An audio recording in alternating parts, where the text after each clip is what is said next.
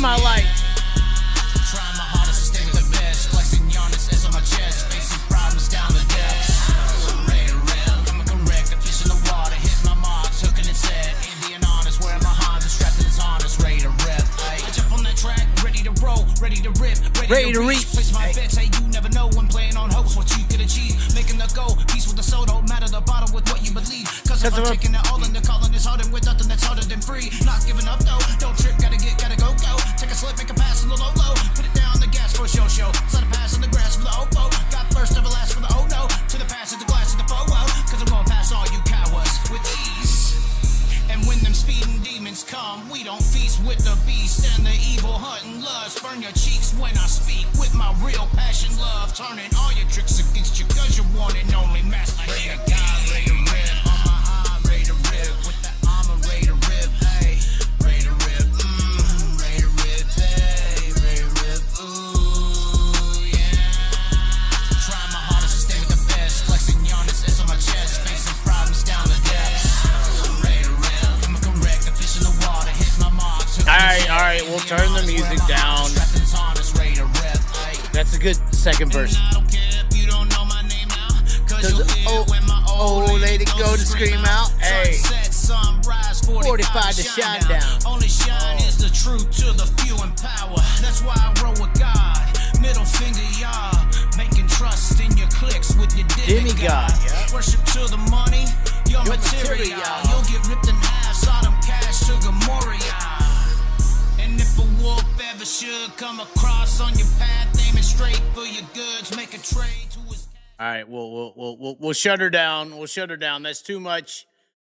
That's too much cultural appropriation for you people. That is too much cultural appropriation. Do any of y'all even know what cultural appropriation means? Do you know what cultural appropriation means? I don't think you do. I don't think you do. I really don't. I really don't. Let's go into the chat. The chat is getting a little bit wild. Oh, no. What are y'all saying? What are y'all saying in the chat today? Hold on. Let's get down here. There's your little bitty words on the screen.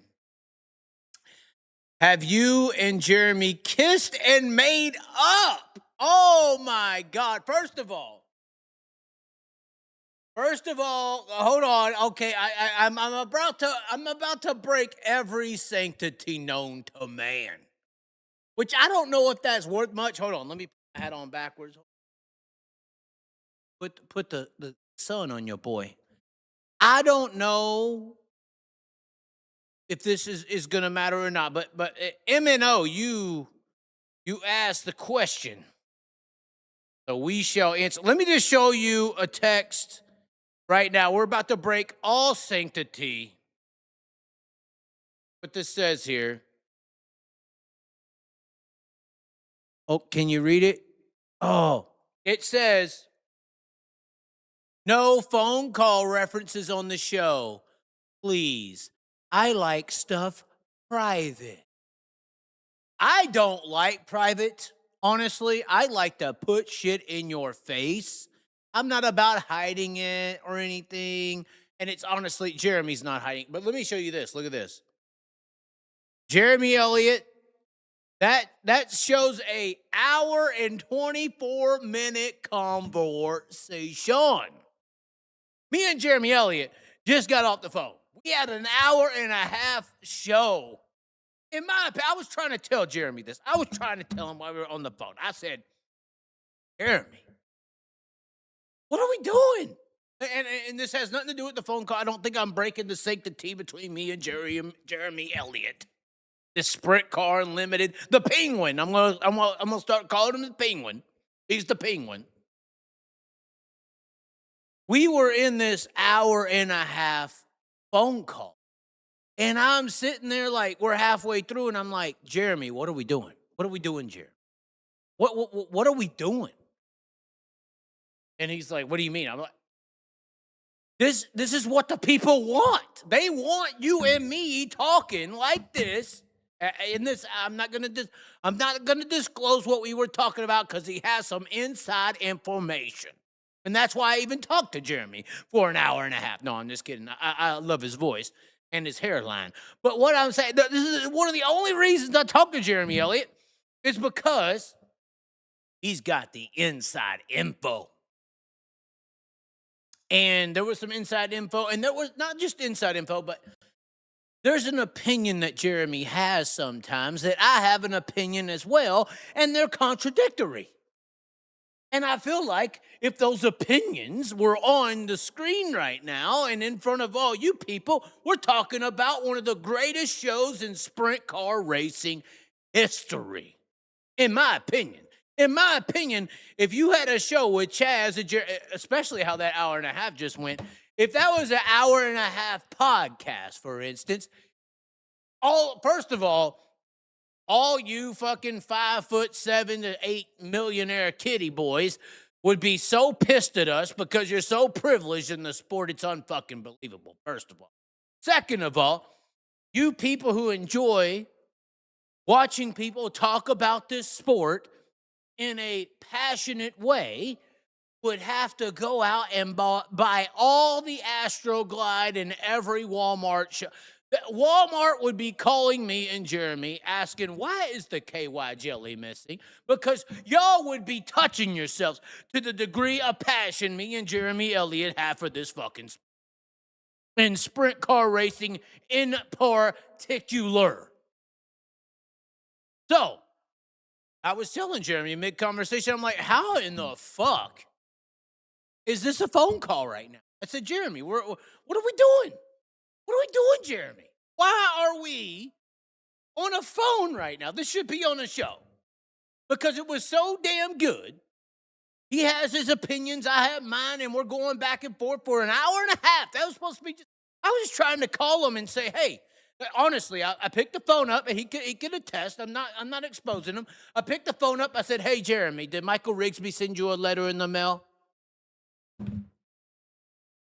Yeah, Michael Rigsby sent me a letter in the mail. We're all getting letters in the mail from Flow Race. And I said, well, it should be a motherfucking contract to be on FS1 when these high limit races are fucking kicking off, because this is what people would stay on the channel for. That's what I said. I told Michael Rigsby the same motherfucking thing. By the way, Michael Rigsby is the owner-operator of Flow Racing. He's a very respected individual. I don't want to get too hyped up because I respect Michael Rigsby a lot. But what I'm saying, I am here's what I have to, actually, we're on the edge of an Easter weekend. We're sitting here after God's sacrifice of his own son for all of our sins. I watched Passion of the Christ last night till 2 a.m. I had to really soak in what power it took to do that. And knowing Jesus as a savior, that's what he is. And knowing the principles that Jesus stood for, I have to ask y'all, because I don't think half of you are saved. There's no fucking way. Especially some of these sprint car people. We're going to talk about you very soon. Oh, we're getting into this Tyler Walker subject. I see some comments about, we're going to get into that. We're going to get in trouble tonight, ladies and gentlemen, if you haven't noticed. Whatever that trouble may bring, it is what it is.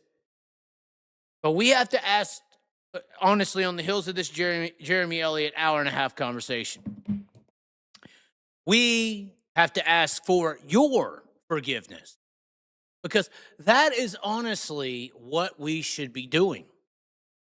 Because I am asking your forgiveness as a sprint car racing audience member simply because I am sorry. Okay? I am very apologetic for the fact that I can't convince Jeremy Elliott to do that hour and a half with me on this show. I can't do it. No matter what I do, I argue, I yell, I scream, I cry, I get knee pads out. I can't do a damn thing to fix the issue. The issue is not providing you the best damn content in sprint car racing history. And in my opinion, that hour and a half right there on the phone with Jeremy Elliott was one of the best segments in the world of sprint car content.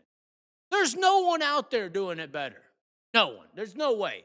If that hour and a half was on a camera live, there's no one out there providing anything better. Dirt Tracker, all of them. Love Dirt Tracker, 23XL. He's all Bubba Wallace or whatever. I'm simply saying there's no other way. There's no way it could be given, presented, or performed better. And it was authentic. There's no way you're going to get that level of authentic content than what just happened the last hour and a half on the phone with Jeremy Elliott. There's no way you're going to get it, sprint car people. This is not going to happen. So I have to ask for your forgiveness as the audience, the member, because I can't. It's just like the ex-fiance. I'm trying all I can, but there's this. It works together when you're not looking, but when you are, I can't do it. We're failing you. I'm failing you. I'm trying all I can. But that's why I said the ex-fiance. I'm trying all that I can, but I am not able to provide to you that you want. And I can see what you want, but I can't give it to you. I can't give it to you. Me and Jeremy as a couple are, there's no words for what I could, if once again, I hate to circle around. We got to move on. We got to move on. I'm diving into extreme depression at this point, especially referencing the things I have. If we could provide you in sprint car racing the last hour and 24, hold on, let me make sure I get the number right. Hold on. Let me make sure I get the number right. Hold on, we got text coming in. I'm trying to solidify people.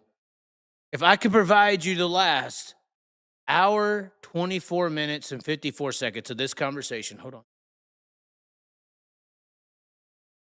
That is what you deserve as a community. The sprint car world deserves that. Once again, hate to keep referencing previous scenarios. Trying all I can, guys. I'm doing everything possible to do it for you. I'm trying. I'm drinking electrolytes. I'm doing everything I can. But it just ain't working. It is not working. So I'm sorry. I have to apologize. I'm starting the show being apologetic to the audience because that hour and 24 minutes and 53 seconds should have been 54 seconds should have been devoted to you people. It should have been for your viewing pleasure, and it wasn't. Stored away in history now. Because anything not recorded is a part of our memory banks. Now, it's all just, it's out there, but is it? I mean, it happened, but it wasn't recorded. It wasn't documented. Hold on, somebody just texted me. Hold on. We might be in trouble. Oh, God. Oh, okay, Brad Sweet. Oh, God. Chase Rodman. We have to move on now. I'm sorry. We have to move on. I got some texts. We're saying too much. Jeremy may never talk to me. I'm scared now. Hold on. I'm in my phone. You're on a first date now. Here we go. Just up in my fucking phone while we're on a first date. Tinder's taught me well. Oh my God, guys.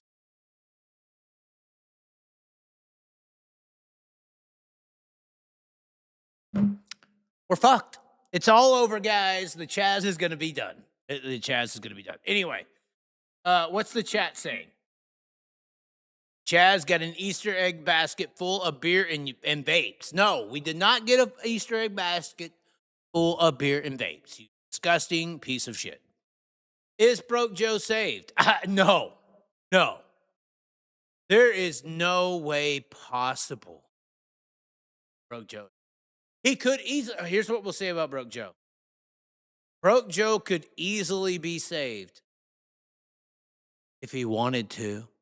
That's the story for most of you, though. If you wanted to be saved, you easily could be.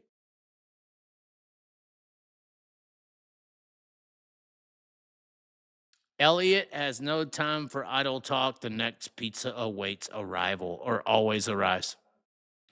Thank you, Clay Biggs. You are forgiven, but only after you get on those knee pads. Wow, I didn't. Never mind. Never mind on the thank you. Tyler Walker fell back on his old ways. I have no way to respond to that. Looks like Clyde is feeding you well. That's a whole nother situation.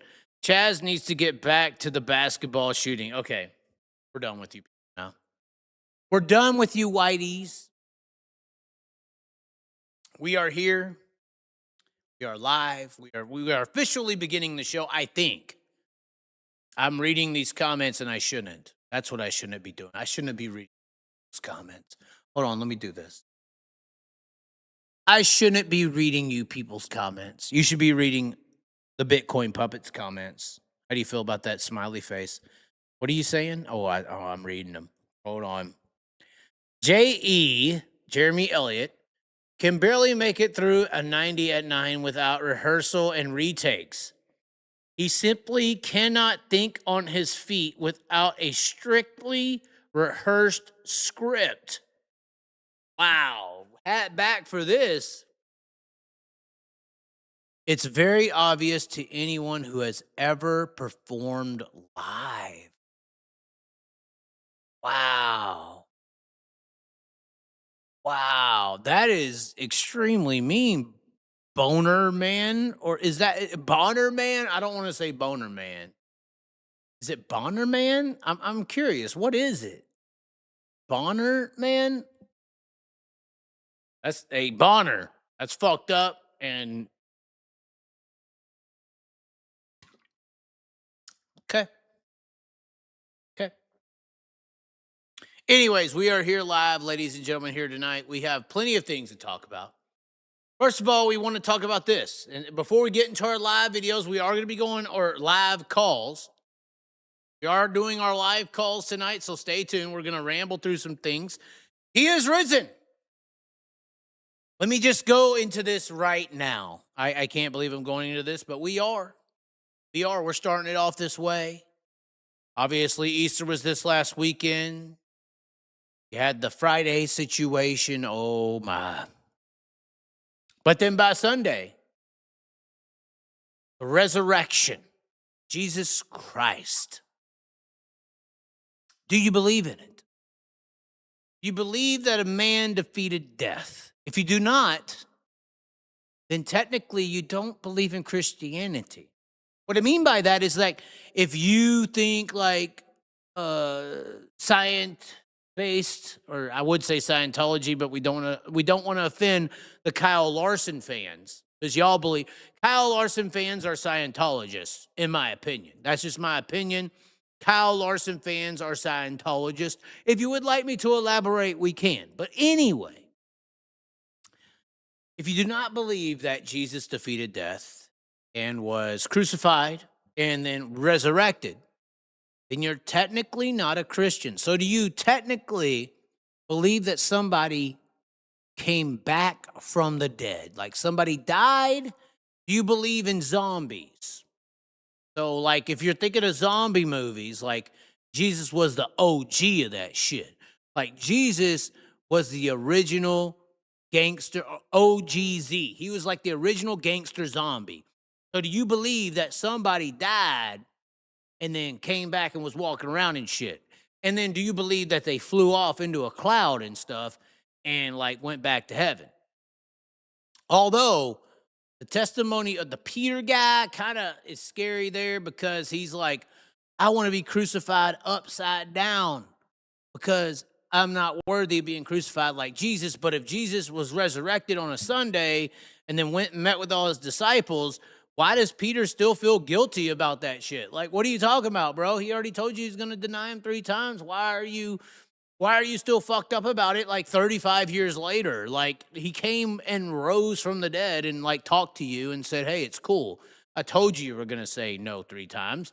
And it's fine. And then the dude like floated off into the clouds, right? That's what Christianity believes. So like Peter, who refused to be crucified on a cross. That was his if you go look into it, I believe it's Peter.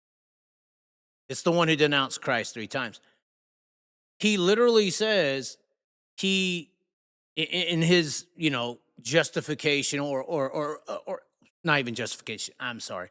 His request to the people who were going to crucify Peter, the disciple, he said, "Do it upside down because I'm not worthy of being crucified like Jesus." But if you denied him 3 times and that's why you feel this way, but then 3 days later, he rose from the dead and like met with you and was like, "Hey, it's cool, fine. I told you that. That's what it's about." Why are you feeling all guilty about it 35 years later? I don't get that part. Regardless, yeah. Easter's very important. Whether you believe in Christianity or not, you should definitely respect the gangster mentality to tell the system, because that's what Jesus did. He came out to the system and said, "Don't agree with you? Here's how you should be doing it. This is the right way. This is the nice way. This is the righteous way." System said, "Oh, you think you can lead shit? Okay, we're going to put you on a cross so you don't teach people how to do the right thing," basically. That's like the long story, very short. They're like, "You can't be coming out and telling everybody there's a better way to live." No, we've been telling people how to live. That's what it is. You want to come out and try to say something different and be a leader and say you're sent from a deity to tell them that? Sorry, sir. Nope, we're not going to let that work. And we're going to make sure anybody who wants to say it like you is going to get this. And that was the example. So we came off of this weekend with a very, and technically Easter and all this stuff should be a very big, high rising or high profile, I'll call it, example of this is what happens when you speak up against the system. Jesus, Charlie Kirk, you can't come out, and I shouldn't even reference Kirk because Erica is on a whole new level. This is what happens to you if you come out and try to make things better or like add some, understanding to a situation. Because outside of that, you got like, open up the strait or we're going to outlaw you, as Trump said this last weekend. Anyways, we're going to move on. We're done with the religious topics. We ain't going to do it. We did, as far as the dirt track racing religion, which it seems like that's what we're preaching to at this point. I feel like there's a discipleship of dirt track racing people. At least we have real life examples of gods and Jesus. Like, I think that Kyle Larson is Jesus to most people. That's why they treat him a certain way. He is definitely a demigod. And I've been saying that for years. But we put this ranking system out earlier this week, and it was fans sent in. A fan sent this to us, and we posted it. I was like, hey, that's pretty accurate. See it right here.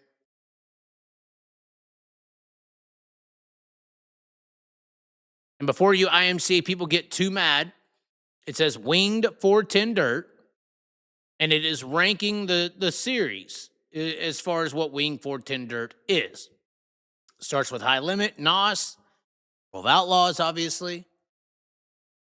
PA Sprint Car Series, NARC in second.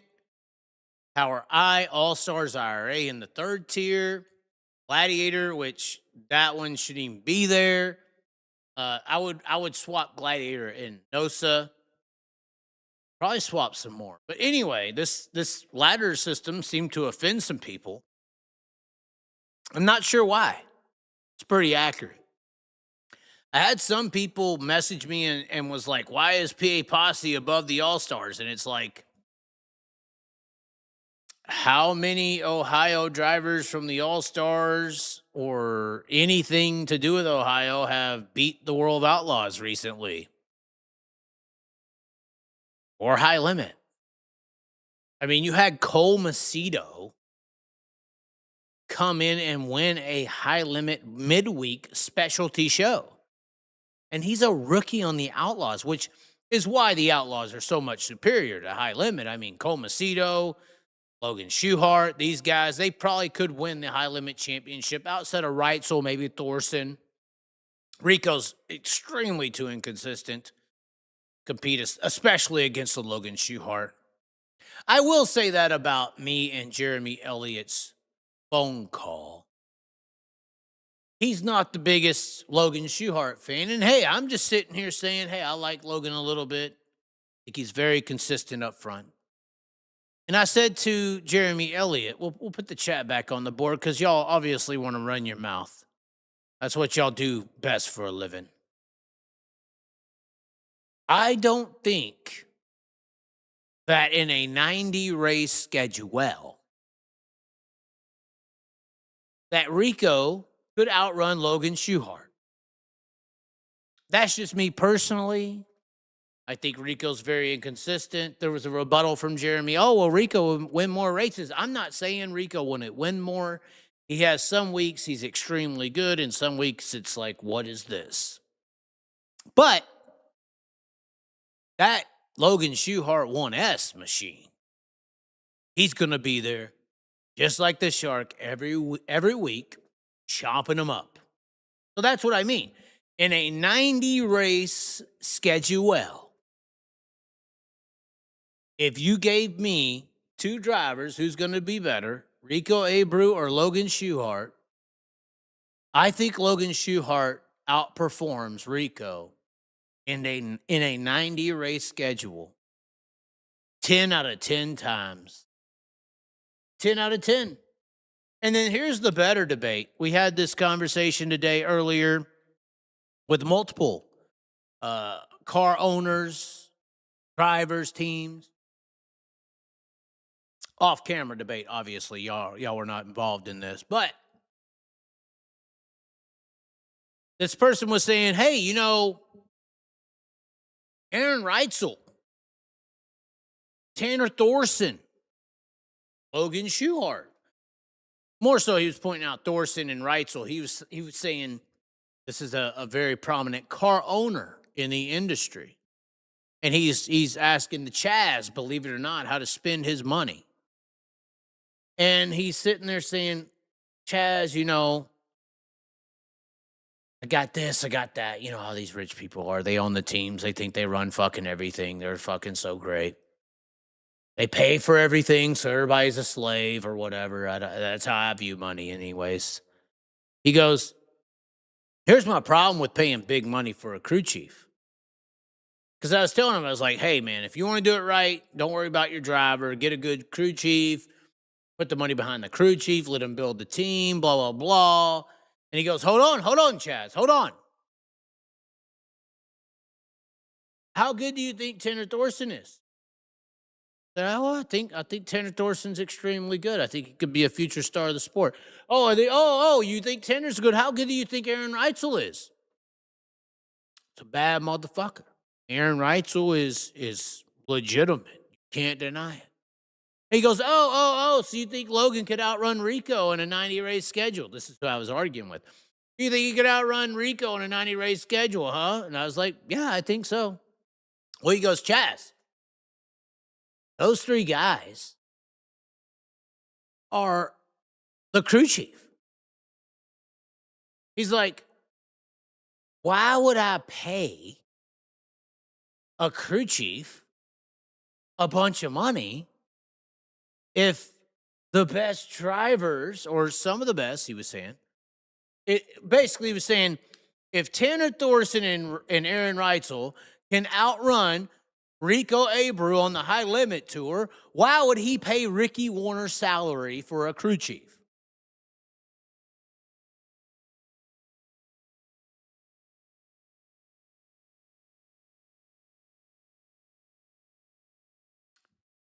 I didn't really have an answer for that. I didn't. Now, is there something special to what Ricky can do? Yes. Is there something rare to what Reitzel and Thorson can do and what Logan Schuchart can do?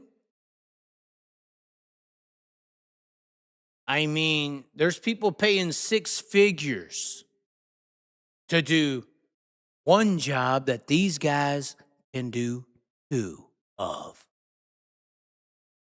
So, what I'm saying to you is these big money people in the industry,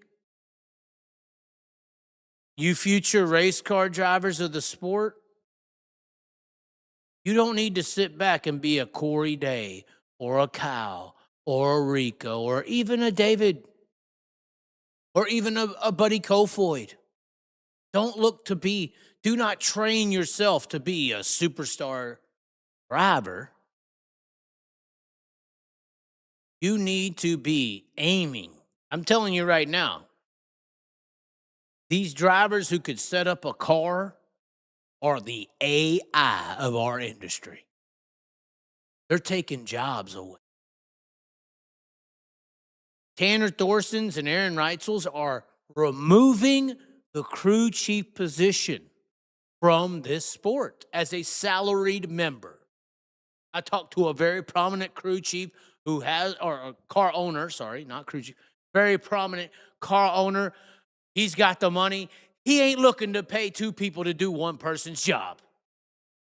And Aaron Reitzel and Tanner Thorson are starting to teach these guys with the money that we ain't paying for Ricky Warners. We ain't paying for Cody Jacobs. Tanner Thorson and Aaron Reitzel showing us we just need to find a driver who knows how to work on his own fucking shit and give him the money to get the job done. That's what people are thinking now. And this guy was saying, hey, Aaron, it was a good point. And I'm all about Cody Jacobs, and I'm all about Warners, and I'm all about Phil Dietz. I think Carson Macedo's holding the 41 back personally right now. That's just my opinion. I think there's some other hitters in the field that could hit that 41 to the front a little quicker. That's just my opinion. And obviously this year's showing something, and we know what it's about. But he made a good point. If you think Aaron Reitzel and Tanner Thorson's about to potentially go 1-2 in high limit, these are drivers who don't need a crew chief. They're a driver crew chief. These are mechanics. Honestly, when you think about it that way, the number one driver crew chief in the world right now that's not full-time is the guy that I feel, I hate to say it. I don't even want to say it. I told this car owner this too. I said it. It's unfortunate because some of these driver crew chiefs, you know, they don't come from a lot of money. They can't afford a crew chief. They got to figure it out. That's how Aaron Reitzel and Thorson have got through their whole career. They got to figure it out if they want to get to the front. They can't rely on somebody to show up and set the shit up for them. But the number one guy, me personally, I told this individual that is available in this crew chief driver department is, in my opinion, this is the biggest wasted talent in the entire history. I'm going to say it. The entire history of sprint car racing, the biggest wasted talent in this sport ever is Justin Sanders. There's only one other guy, and that's why Reitzel called him up.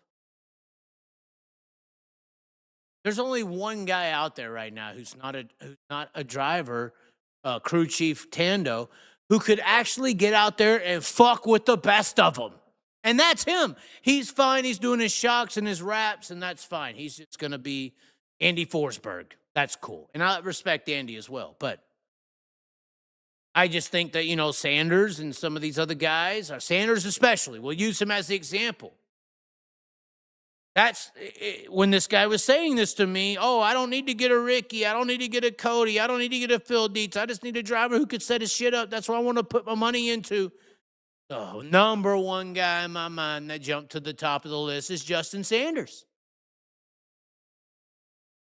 And it bothers me because I've known Justin for a couple of years now. Even the chat saying agreed.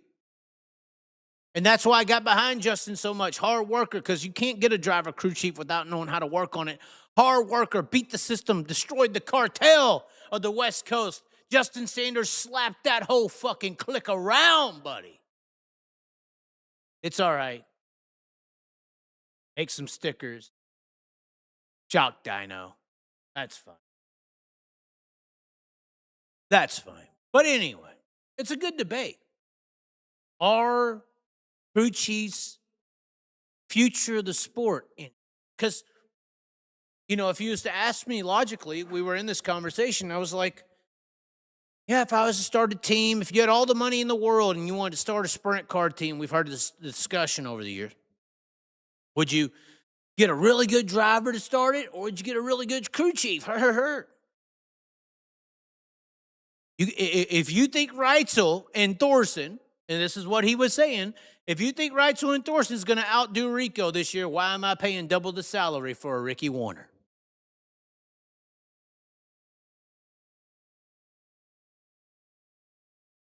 How do you beat that? How do you do it? Somebody's referencing Jason Myers. I don't care what Jet Barnes is doing. I'm talking about grown men who had to work their ass off to get to where they are. Not Jason Myers, but the people driving his cars. I'm talking about those guys. Jet Barnes is a great guy, and person, kid. How can we even talk about Jet Barnes? I got to walk away. I can't even do it. I can't even do it. I can't even talk about Jet Barnes because I like the kid. I met the kid. He's a fucking kid. I'm talking about grown man shit. Jet Barnes go to PA and whoop on the PA posse's ass in a 14 Jason Myers car. I'd rather watch a guy win a 305 race. That's just how I feel. We're out. We're done. The show's ending. If you're going to bring the Jason Myers, I'm not being mean to these kids no more. Like, here's the deal, guys. I'm fine with Jet Barnes being a good fucking race car driver. That's cool. But not everybody is 14, 15, 16 years old with this level of privilege. Jet Barnes is a great race car driver. The Chaz ain't about necessarily just the best race car drivers. The Chaz is about the motherfuckers who worked their ass off and built their own self up to where they are. If you ain't punched a fucking time clock at a 40-hour work week job, I ain't talking about you. Period. Be right back.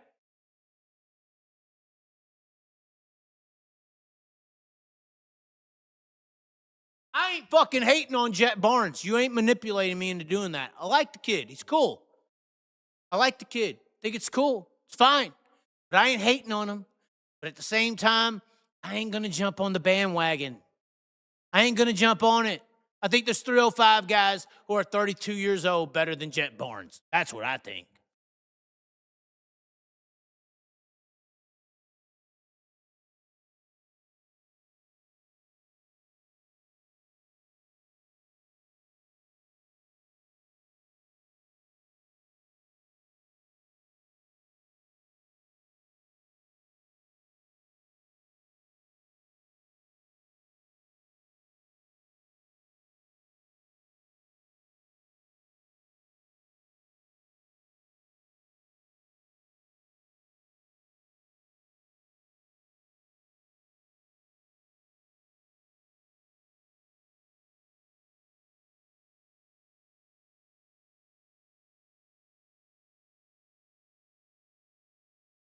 Not turning it. I'm not letting you people do this to me tonight. It's not going to fucking happen. I'm not letting y'all turn this in. I'm not letting you people turn this into a Jet Barnes bashing situation. Because I don't want to bash Jet Barnes. I don't want to bash Jet Barnes. Jet Barnes seems like a cool kid. I'm not here to hate on Jet Barnes. And I'm not going to do a fucking 20-minute. Me and Jeremy were talking about this. Even though it's true, Chaz, you don't have to repeat it. Exactly. I'm hearing Jeremy in my head right now. I'm not going to sit here and explain to you for 20 fucking minutes as to why I think a 32-year-old 305 driver is just as good as Jet Barnes. If you don't understand basic economics, let me repeat this. You don't understand basic economics. If you don't know what the word classism means, this will be, I'll give y'all some homework assignments. I'll give you people in the chat a homework assignment. Look up the word classism. Look it up. Classism. It's how the Islamics justify Muhammad versus Jesus because they think he was a slave class prophet and Muhammad was a leader class or a upper class prophet. Look up the word classism for me today. Then get back to me. I'm moving on. Y'all brought up Jason Myers. When you're bringing up Jason Myers, you know you're bringing up Jet Barnes. Period. I'm not talking about Jet Barnes. I like Jet Barnes, the kid. The kid in a $100,000 sprint car. Hold on, do I need to repeat myself? The kid in a $100,000 sprint car. Do I need to repeat myself? Look up the word classes. That's your assignment. That's your assignment. Anyway, back to what I wanted to talk about. I'm done with the chat. The chat just got me all fired up. I'm not. So, one of the big issues this week in the sprint car racing world was this Anthony Macri situation. Obviously, he got banged up a little bit. Very unfortunate. I spent some time with Anthony down at Volusia due to Shawn Michaels. Shawn Michaels loves me for some reason. It's very, very odd, very weird. But some people are trying to blame Joey Amantia for this wreck. Obviously, we see the situation here where Anthony Macri enters. This is turn 3 and 4 at Williams Grove. And you could see the air being taken off of the car right there. It hikes up. You can see it one more time. Let's show you. Up in the air it goes, which causes the wreck. Anthony Macri, not trying to be mean, should know. Air taken off by Joey Amantia, JPA Masonry, a very young driver of the PA racing scene. He's been in non-wing cars, wing cars, all kinds of things. But he was a lap car as Anthony Macri entered turn 3, and Macri got into the dirty air, which took all the air off the top and front wing, which then pinned the car up on its side. Sent Anthony Macri into the fence, flipped over, and then look at this. Look at this big impact right here, because this is what caused this huge back injury to Anthony Macri. Look at this. Look at this big wreck right here. Oh, my. Oh, my. 10 mile. Oh, my God. Man, I have seen a lot of sprint car wrecks in my day, guys. I've watched sprint car racing for a long time.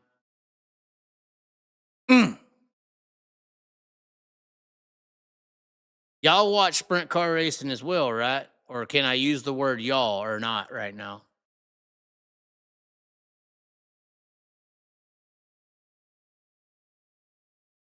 Out of all the wrecks that y'all in sprint car racing have seen, would you consider this a bad wreck?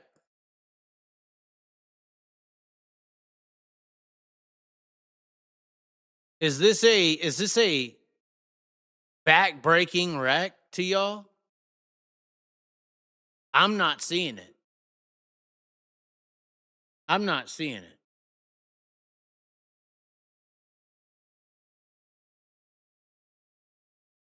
I seen cars non-wing flip into the damn woods. I saw Brady Bacon. Sky is the limit at Terre Haute.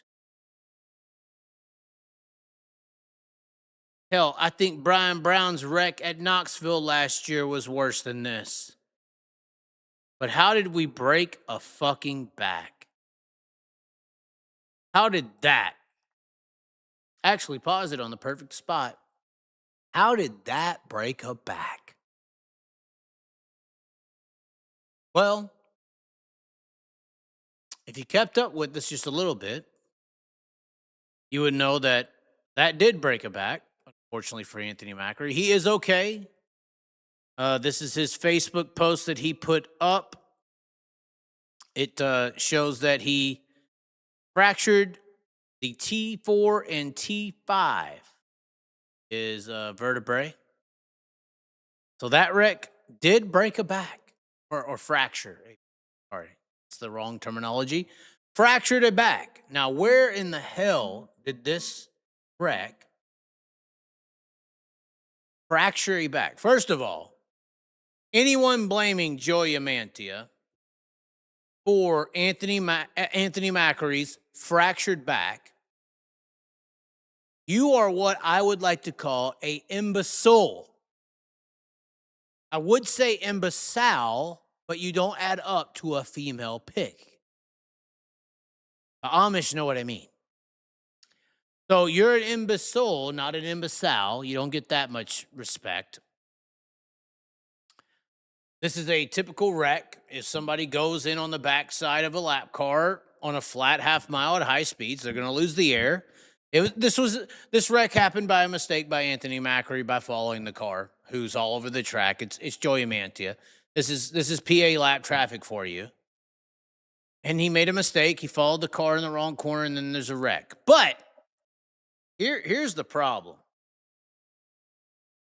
Here's the big elephant. People want to talk about elephants in the room.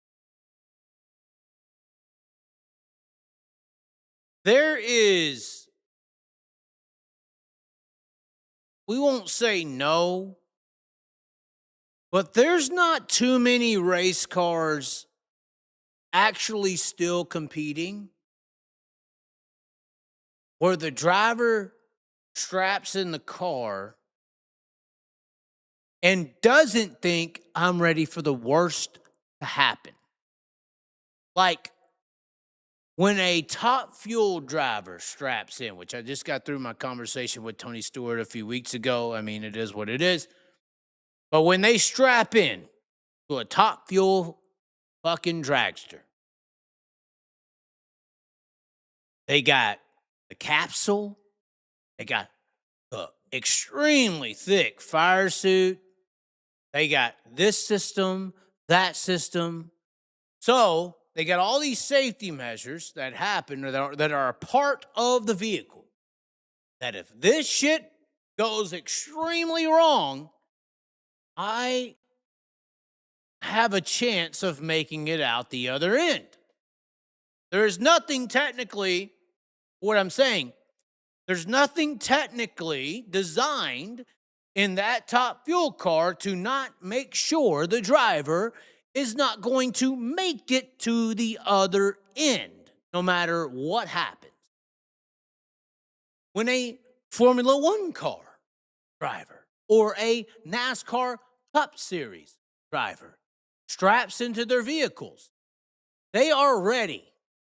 When they put that fucking helmet on, or a super late model, dirt late model racer, or a fucking off-road truck driver, the only one who got the exception is you rally cross racers, because y'all are on the side of a mountain and we can't protect y'all's ass flying off the side of a damn snowy mountain hill. But every fucking race car in this world that we live in now, not your barbarians of the 60s, 70s, and 80s that fucking hang their hat on being able to die today, but any fucking race car vehicle in today's society, when the driver straps in, they are prepared to go through the worst things possible and make it to the other end. There's no situation here, a situation there, or, oh, well, this flip kind of happens this way, then you're fucking broken back and you're done.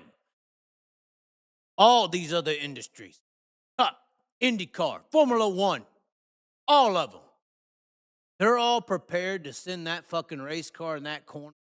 If they go in there and crash and blow up, whatever, or flip into a fence, or run into Joey Mantia and lose your clean air, they are aware when they put that helmet on.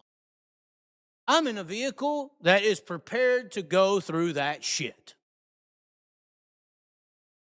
They have that peace of mind to know that. Not in these fucking sprint cars. Not in these fucking things. Now, a bunch of y'all are okay with that. A bunch of y'all also have psychological issues, in my opinion, to say you're okay with that. Actually kind of had a little bit of a debate with Anthony about this down there at Hooligans in Daytona. Oh, you want a new sprint car? Well, okay, well, wait till it happens to you. Blah, blah, blah. It happened now. You think it's okay still? Y'all, and maybe they do. Maybe that's the risk I took when I strapped in. I'm sorry, I didn't know you were signing up for the U.S. Special fucking Forces when you decided to drive a sprint car. But I will say, that's why you deserve more respect than NASCAR and all these other motherfuckers. But that's when everybody gets mad at me and shut the fuck up, Chaz. You shouldn't be talking about.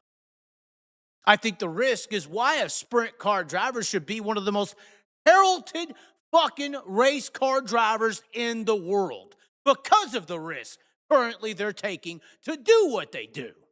I don't care if another fucking race car is harder to drive or more competition or Cup Series and F1, and you ain't taking this risk. You ain't out there where you can lose a little air off the front of your nose, and next thing you know, your fucking back is split in half. And a lot of you fans don't know what the fuck you're talking about, by the way.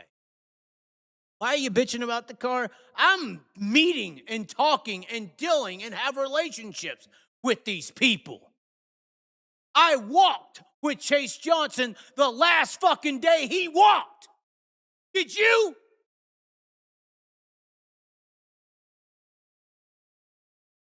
You don't understand. That's why you don't care. That's why you're not on a live show right now talking about it or giving a fuck. You just sit back with your Busch Latte and watch the circus as the fucking trapeze artists fall to the ground. You don't give a fuck about them, even though your drunk ass says you do. Buy their t-shirt and fuck them the next week. You don't give a shit. I've watched them fall. I'm not you. I get really mad. I start thinking about, what's life, Chaz? Should you do something about this or just not give a fuck? Because that's what they want you to do, is not care. It is what it is. Nobody forced them to get into the cars. Well, piss poor me glory that I gave a fuck. That I like this sprint car fucking thing. And that I hate the fact that I know these people who are not walking anymore. And that I might have a platform enough to talk about it and maybe make a difference and change some shit before I die. I just wanted to keep on going. I don't. Anyway. Whew. Y'all want some? You got some heat. You can get it if you want. Want to call me a fucking idiot like some people associated with the 39 did in Hooligans in Daytona and make fun of me because I want to make some changes to this barbaric piece of fucking shit 8740 dynamic? Fuck that thing. Throw it in the trash. All your chassis can throw it away. It ain't gonna work no more. It ain't gonna work no more. Kyle, all this Chaz, Kyle deal. You think Kyle Larson wants to put Owen or Audrey in these fucking things? Or how about Caitlin? You think Kyle Busch is getting ready to send. Braxton Bush probably wants to run sprint cars. Is there a reason they want to take him to NASCAR? Besides these things being a back-breaking piece of fucking shit? We got all these stars being developed. Jade Abedisian could have changed this entire fucking sport, but she's gone because of this fucking thing you see breaking Anthony's back on this fucking screen. And you care about the sport. While you defend that. That's fine. Sure, you care. Fine. You care about the risk more than the reward? Seriously? Or is it selfishness?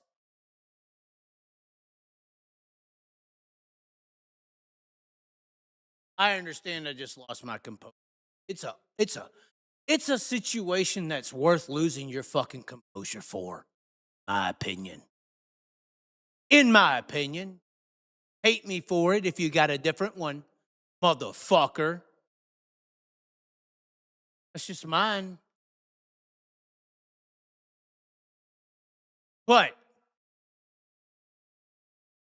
problem's not Joey Amantia. I've seen this, and this is maybe why I'm getting mad, because I know Joey a little bit. Yeah, he's made some mistakes, and yeah, they're in the category that a lot of you are making mistakes on. Oh, yeah, you know. We can pull your fucking bones out of the grave if you want. But I've seen people blaming Joey Amantia for this fucking back-breaking situation, too. Y'all been blaming that. You've been blaming Joey? This? Are you fucking kidding me? This ain't a Joey situation. This is a fucked off race car that should not be operating in motorsports situation. And I've already lost shit over this in the past. Already brought this situation up. Y'all don't care for some reason. I feel like I'm a NASCAR star or a happy celebrity internet guy in like 1999. And I'm just bitching about this fucking car that's killed Adam Petty and Kenny Irwin Jr. and it needs to change or somebody's going to die. And then are you waiting for Kyle to die? Are you waiting for Kyle to be paralyzed like Chase Johnson? Are you waiting for Dale Earnhardt Sr. to happen to change the fucking car? What are you waiting on? You obviously aren't waiting for evidence that the car is seriously injured. You're not waiting for evidence. What are you waiting for? What are you waiting for?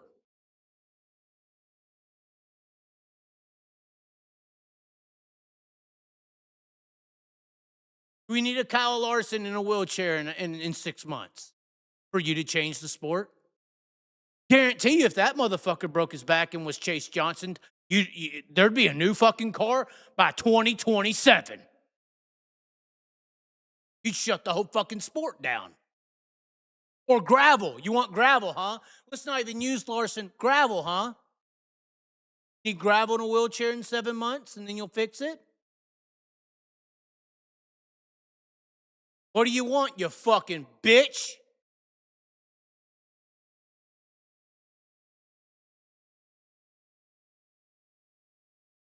I'm sorry, I get pissed. Because I've been talking about it and researching it, and digging and going and everything of the sorts. And you motherfuckers just sit back and chastise. After I looked into what chastising is, that's what Jesus went through. Y'all haven't done that to me physically, maybe mentally and emotionally, but you definitely fucking hammer down when this fat guy or whatever guy, I didn't used to be, whatever, this Chaz guy, how about that? Chaz. When this Chaz guy gets on here and gets all amped up about, his friends getting fucking wheelchaired, y'all like to talk shit when I talk about what you could do to fix it.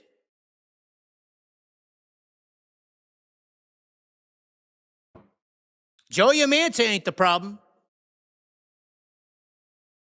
Chase Johnson ain't the problem. Anthony Macri ain't the problem. Prime Composite Innovations is, by the way, that was a prime body that was in this wreck, and one Volusia. It's really good. That's not the problem. The problem is this fucking trash-ass race car that would not be approved by anyone in modern knowledge of humanitarian care. Period. You got my other buddy, Ryder LaPlante. What was it, just 2 weeks ago? You want to bolt the tank on that has no certification and then bust the fucking tank up into the fence, and then we literally almost watched Ryder LaPlante burn to death in front of us all. We're 3 or 4 weeks away from losing safety officials. Obviously a freak accident, but I'm just saying, how much fucking death and destruction do you need to do the right fucking thing? Now, I get it. The tank situation, nobody knows. Big question mark, right? How do we fix the gas tank and all that? Maybe you redesign this fucking thing that isn't supposed to be operable in modern society. Maybe you fucking fix the problem. This fucking car ain't supposed to be running around racetracks at 140, 50 miles an hour, drifting and racing and putting on this amazing show that we all love with this degree of liability. This thing is wrong. This gas tank on an impact point of a vehicle is fucking stupid. You're a fucking idiot if you think that's smart. There's no other fucking race car in the world where a gas tank is the impact point of the car.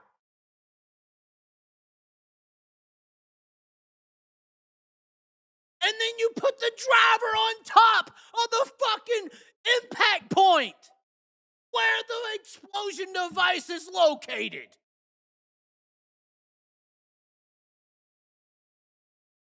What are we doing?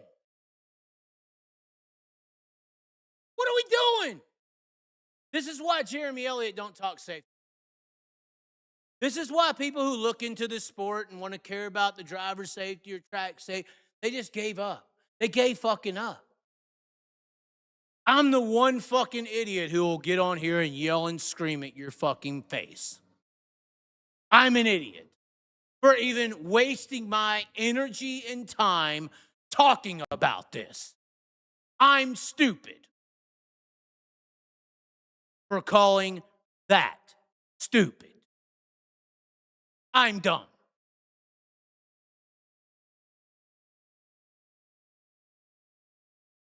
That's fine. That's fine. Hold on. Check something.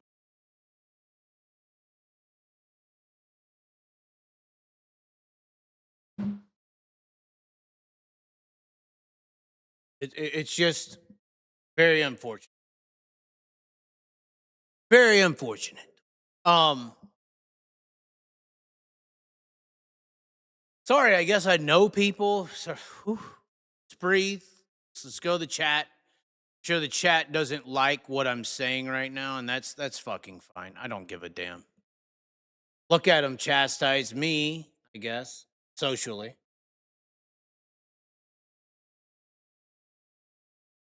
I ain't gonna have no heart attack. You ain't gotta worry about me having a heart attack. Y'all are just fucking dumb.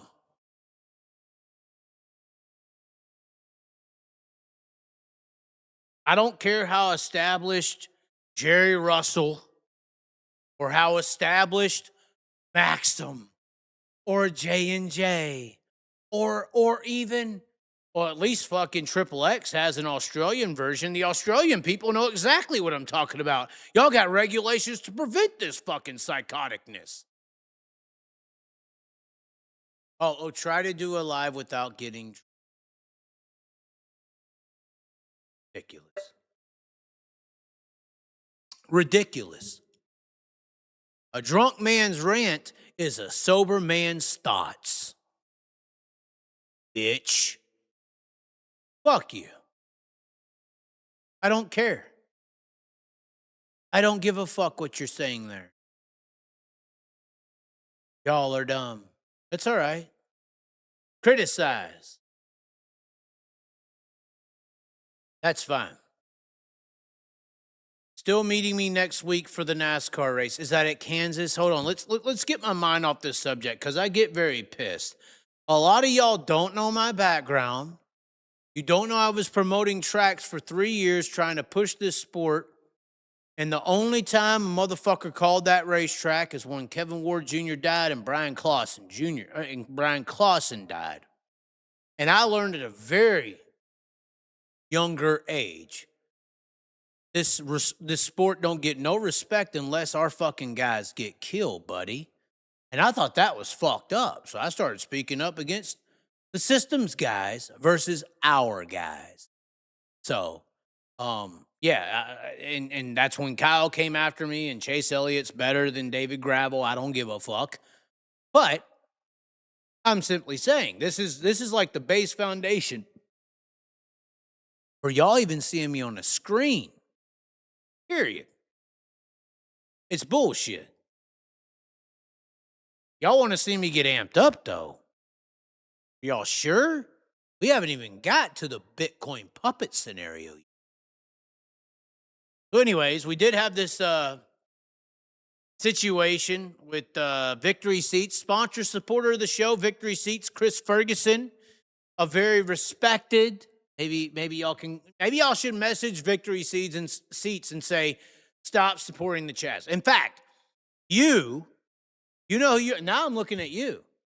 You should do shows when you're not drunk, guy. You go and message Victory Seats right now, and you tell Victory Seats to stop supporting the Chaz. You need to tell them your business is going to fail. You need to message also Prime Composite Innovations. They make carbon fiber bodies for sprint cars. They would do carbon parts for other industries, but nobody's telling them about it. But I want you to message Victory Seats and Prime Composite Innovations on how they need to get rid of the Chaz. He is making them look stupid. Okay, so y'all do that for me. All you who are sitting there saying I'm just dumb and drunk and saying things, and I need to stop talking like I'm talking the last couple of, 15, 20 minutes? Anyway, we did this interview with Chris Ferguson at PRI because we knew at the time, after going to the meetings and everything, that the problem is the car. Because the problem is this 10-degree seating position that basically pinches your spine into a position where all you need is just a little bitty impact like Anthony had.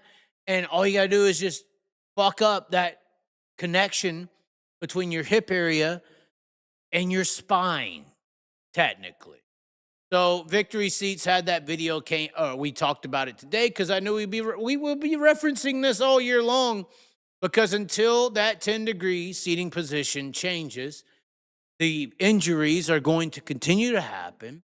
And the only way to change that 10-degree seating position is with a vehicle redesign, because the current barbaric, disgusting crucifixion, it's very close to crucifixion. It's barbaric in medieval times.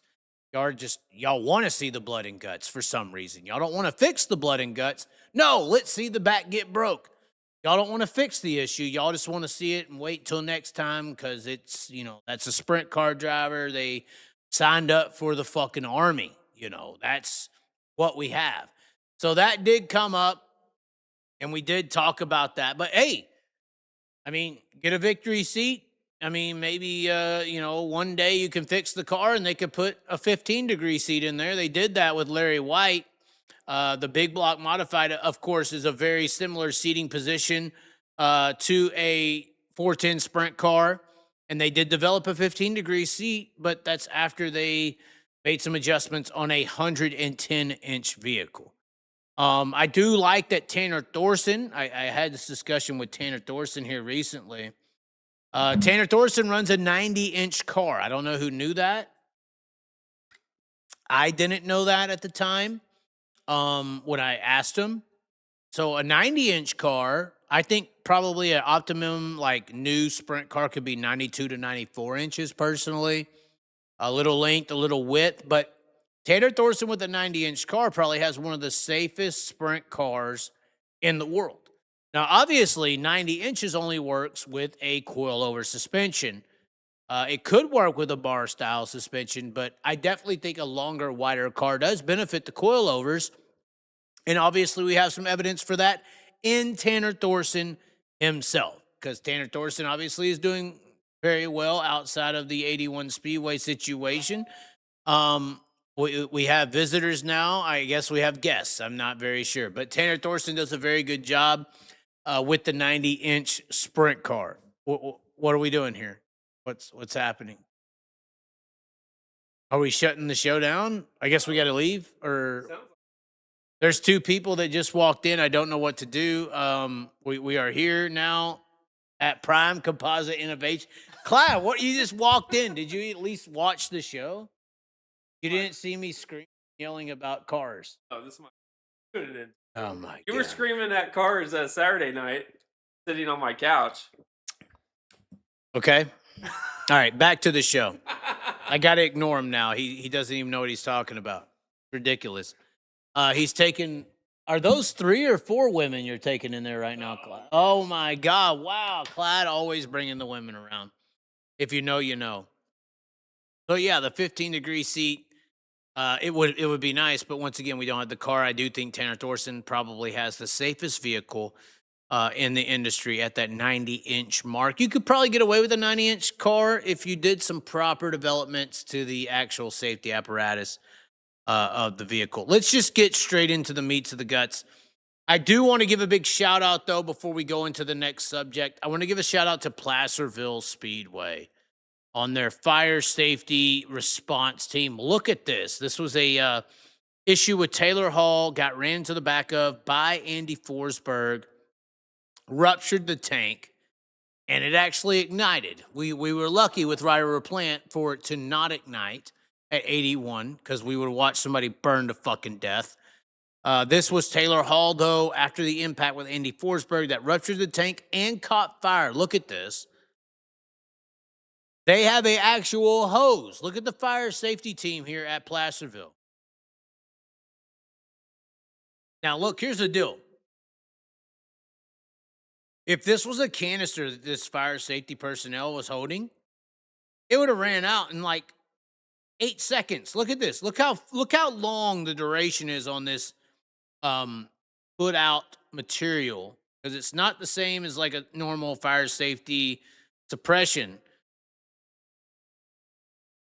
This is literally for methanol. But look how long it's having to be ran. It's still going, by the way. Look at this.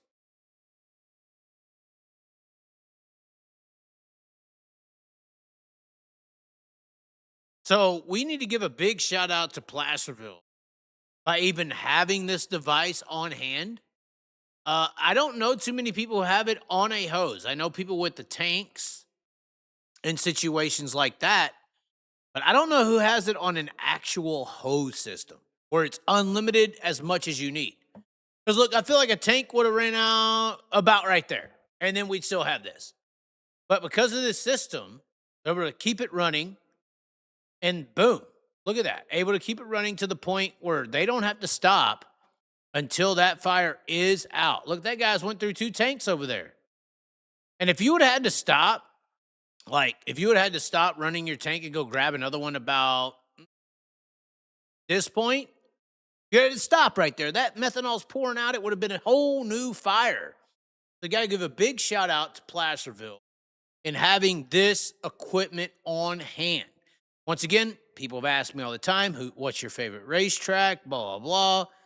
I've always said Placerville, and not just because it's a fucking, boring battlefield. Well, that's the main point. But now, hey, we can add some more onto it. I love Placerville because they have equipment to take care of the drivers. In this situation, Taylor Hall in particular, because without that device, I'm not sure they take that fire out like that. I think that car potentially burns to the ground. Look at that. It needed Placerville has. That's the way to go. If I was talking about safety and sprint cars, that is the way to go. Got it done. Unbelievable. Any comments to this? Look at the system they got, guys. Y'all have to be proud of them.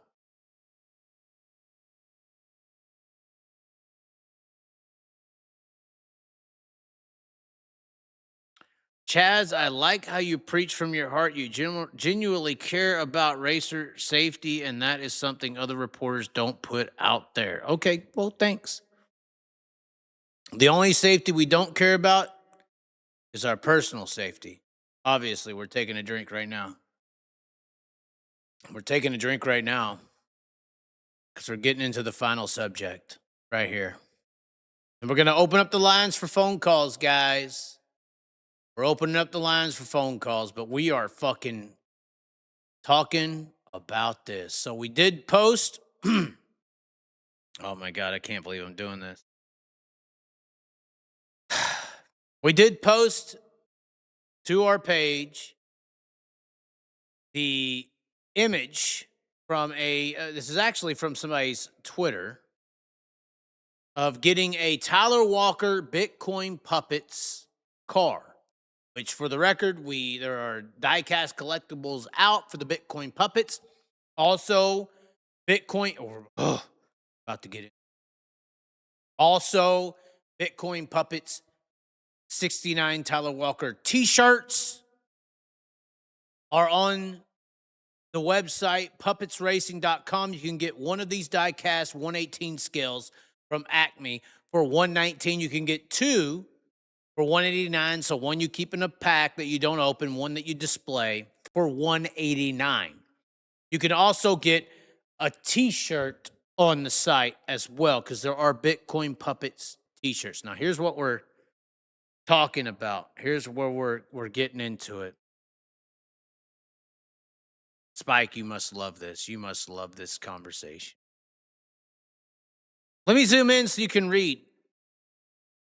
Natasha, which is innocent bystander here, given all the issues they had last year, this is legit, right? I know it had nothing to do with Tyler and the team per se, but I don't want to drop 150 for nothing. I want to support Tyler Walker, and I would love to see him race again.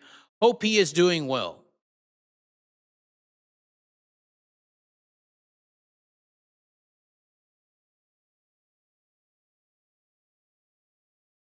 Natasha.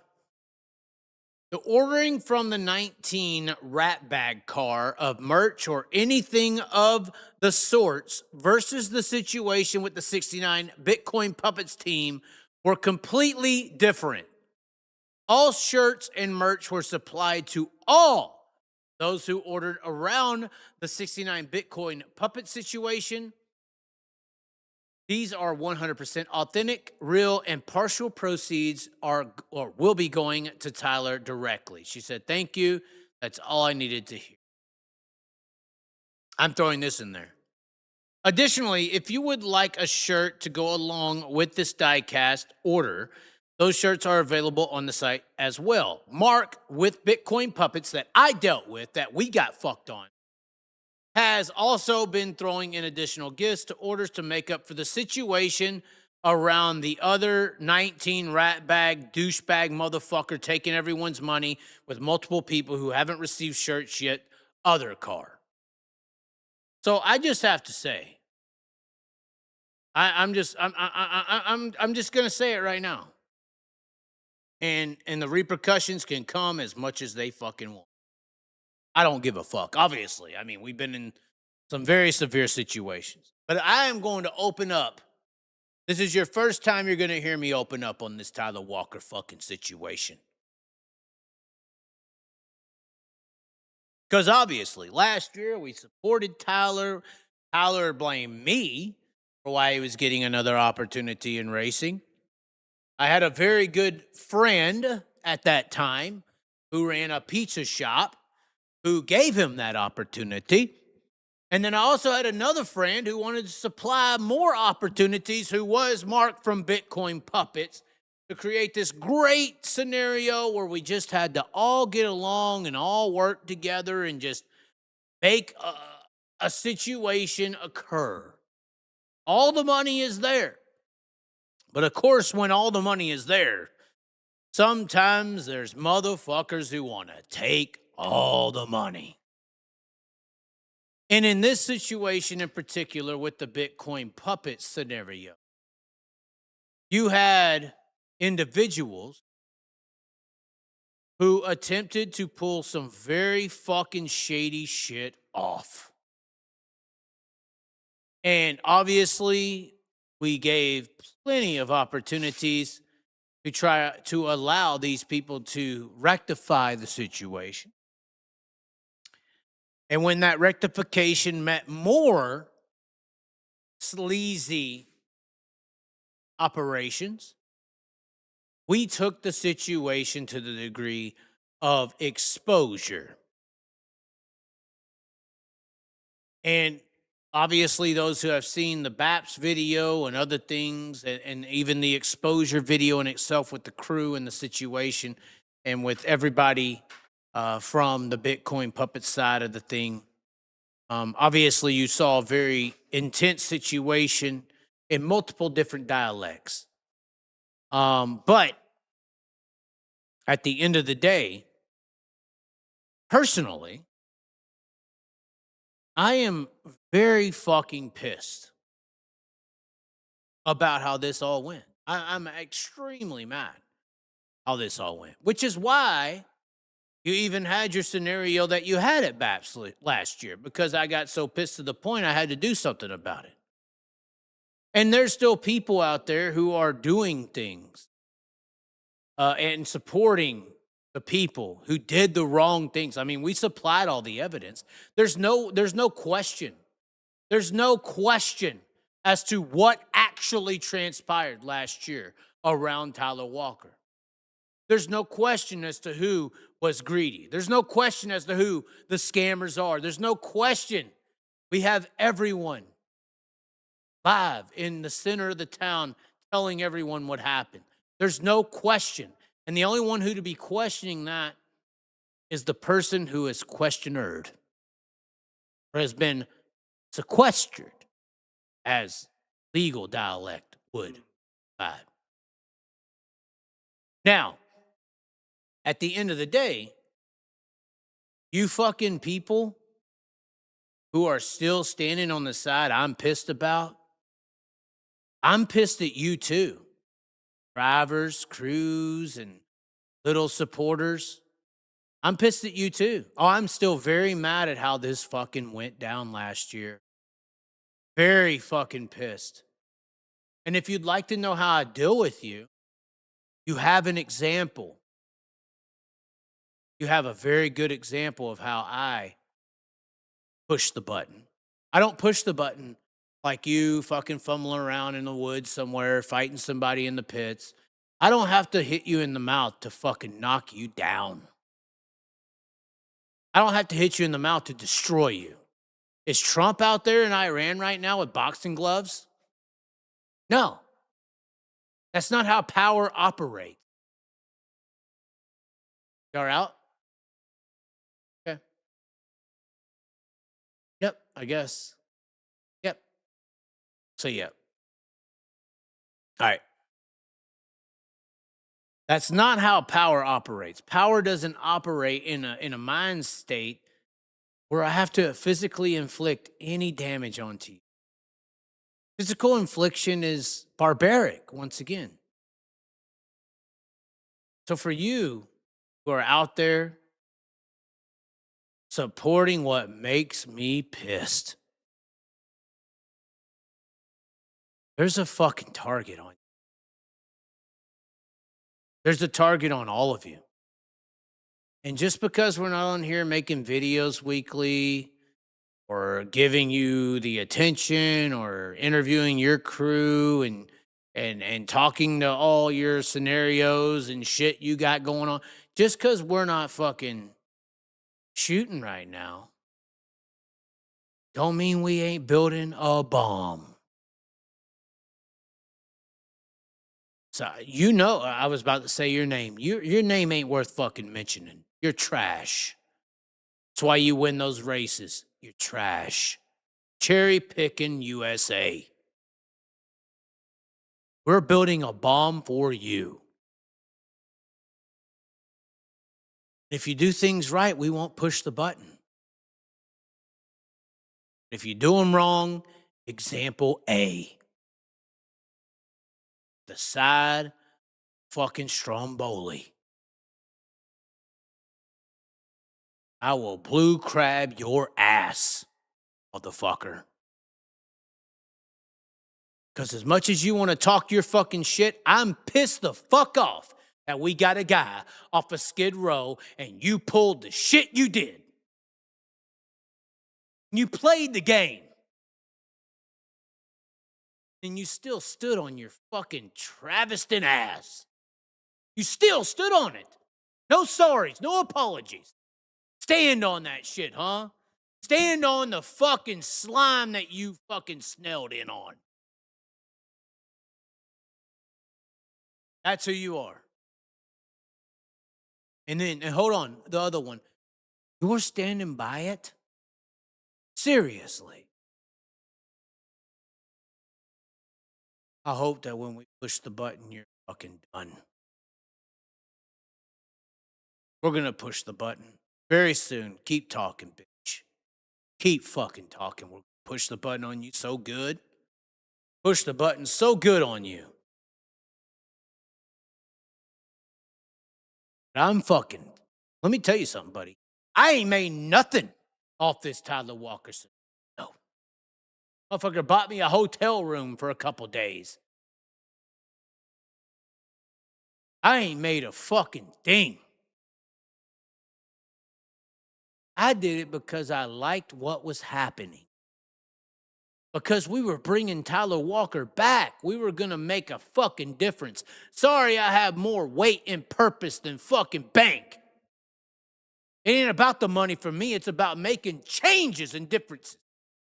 You ain't noticed at this time in the show. You still want to rock your shit.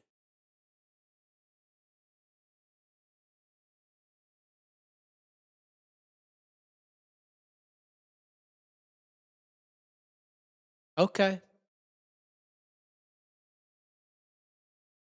Okay. I'll tell you what, though. Ain't one motherfucking Bitcoin shirt not showed up. Every fucking diecast that's been purchased has arrived with extras because we're making up for your fucking shit. Oh, wait. Every Bitcoin thing or diecast has showed up with extras because of your buddy's fucking shit.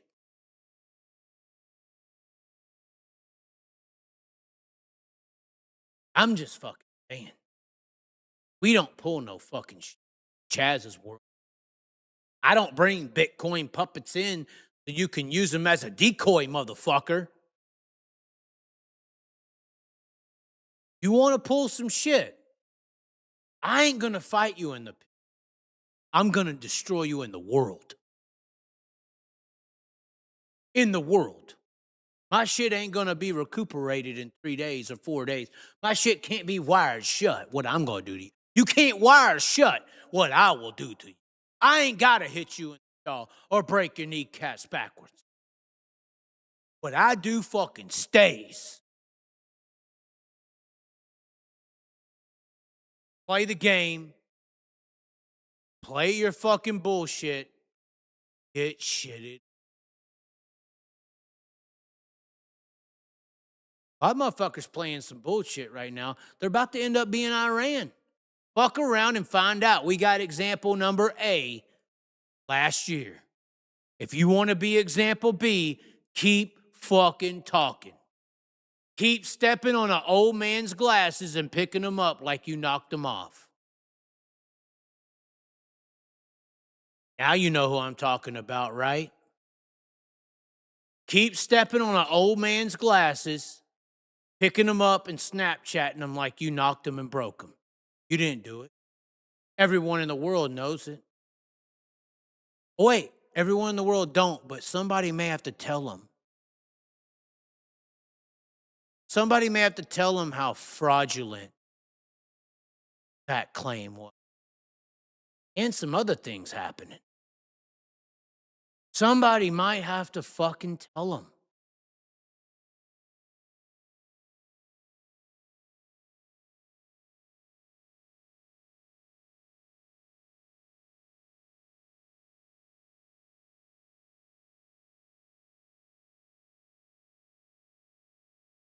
Do you want it to be me?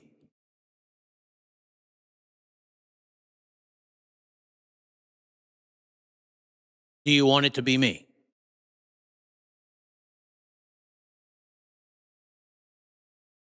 Fuck around and find out. Fake your attack on old men at strip clubs in Daytona. Fake it all. You fuck with the Chaz. We ain't hitting you in the jaw. We ain't fucking you up. We ain't kicking you. We ain't doing none of that sleazy shit. No, we're doing big boy shit over here. We're taking you the fuck down. We're pushing buttons. Trump ain't in Iran right now fucking duking it up with some fucking towelhead guy. He's pushing buttons in the office.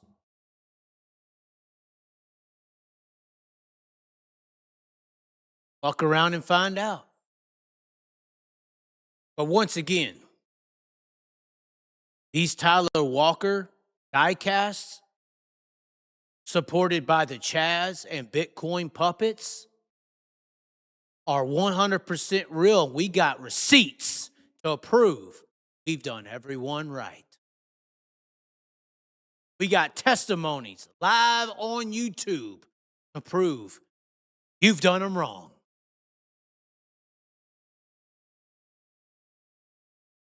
We already pushed one button. You want to push the other one? Better open them fucking straits. Better open them fucking straits. Anyway, I'm very upset that we brought Tyler Walker from the grave and people tried to motherfuck him.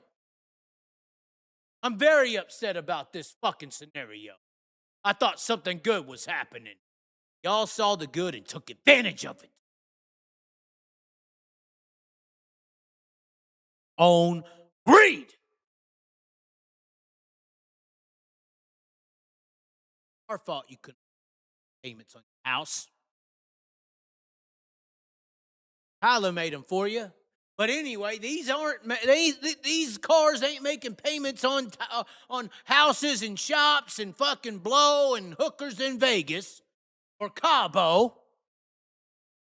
You can get your fucking Bitcoin puppets car, and a value of the proceeds is going to Tyler. It was already verbally agreed. We can show you the fucking text. We ain't got to make shit up here. We got evidence. We got receipts. We ain't got Stromboli and Blue Crab. And we ain't got motherfucking... We ain't got lying-ass broken glasses in the strip club in Daytona saying we knocked some old man out when we didn't do fucking shit either. We ain't over here faking our fucking lives and existence. You are. He got buttons. Keep fucking. I gotta take a piss. What's the chat gotta say? Phones are about to be open and live, ladies and gentlemen. We'll be right back. Hold on. We'll give you some music in the meantime. Hold on. We'll give you some music in the meantime. There you go. There you go. Like Carson Macedo, and they can growl about it. Lonely like old bro Joe. Cartel gonna care for me, not you, cause I'm the CEO. I'm here to fight, looking to sink with my torpedo. I'm just a lap car trying to survive, running in the back, fearing my life. Cause there's a black 2041 guy adding to the junk in the field with some white on white crimes. Or is it 99 maybe? I don't give a damn, but the bank statements lately adding up through the junk that the crazy man's making. Reckon her, reckon him, non-binary, maybe, who knows? If I don't like him, I slide him like Carson Macedo, and they can growl about it. Lonely like old bro Joe. Cartel gonna care for me, not you, cause I'm the CEO. I'm here to fight, looking to sink with my torpedoes. Carson Macedo. And I don't know where we go from here and what we think about it, but it seems to me, gotta be about it. Time for talk and speak comes across as weak, especially when dotting I's and crossing T's. It seems to be what they all want and what they need. And then you'll go, oh, oh no. Just like them cars. Down one he goes, and then they get to finally feel like Carson Macedo. If I don't like him, I slide him like Carson Macedo, and they can growl about it. Lonely like old bro Joe. Cartel gonna care for me, not you, cause We are here now, ladies and gentlemen. We are back, and we are ready to open up the phone lines here on the show. What do we do? What do we do here with the phone lines? Oh, no. Oh, where did they go? Come back. There you go. Oh, all right, there we go. Good. It is a good song. It is a good song. It's not. Is Facebook saying anything? Hold on. We can't put the Facebook chat on the screen for some reason. I'm not sure. Oh my God. We have Tyler Walker updates. Oh my God. I have to call him now. The only update I had on Tyler Walker is that he might run some West Coast sprint car races and that he's going to some South America retreat to do an ayahuasca deal. I don't know anything outside of that. Hold on. We do have somebody on the line who potentially could give more information. We may have an insider calling in. Hold on.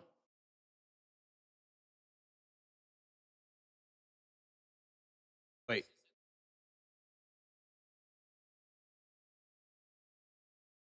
Chaz, love the content. Hope to see you. Damn, I feel unlucky. I don't. Oh God. All right, we're trying to see if we can follow up with the insider with Tyler Walker, who is a part of the documentary team. Let me say this.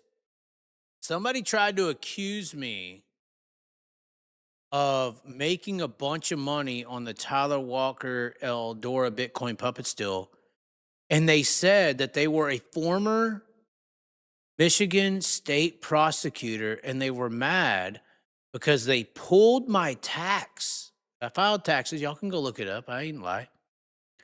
They pulled my tax records and didn't see anything big money-wise from Bitcoin. And I'm like, what are you talking about? I didn't get no Bitcoin. I didn't get shit. I tried to do the right fucking thing, and I got fucked. Like, yeah, if it would have took off, it would have been some big deal. Maybe I would have got something.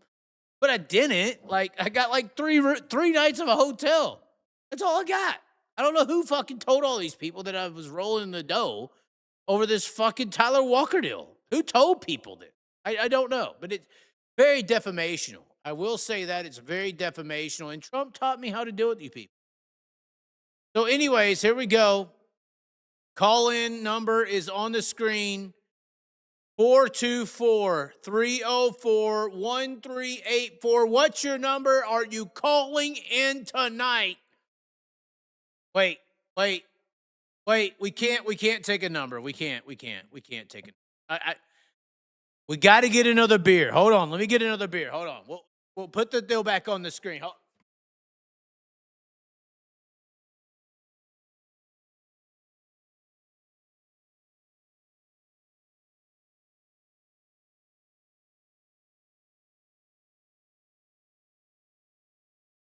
we're double fisting now. We're double fisting. We got the double fist scenario going.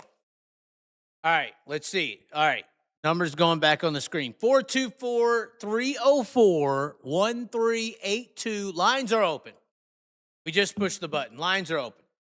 Can we get the insider? Oh, he hasn't responded. We're waiting for your response. The numbers on the screen. We'll read some text while we're waiting on our first caller.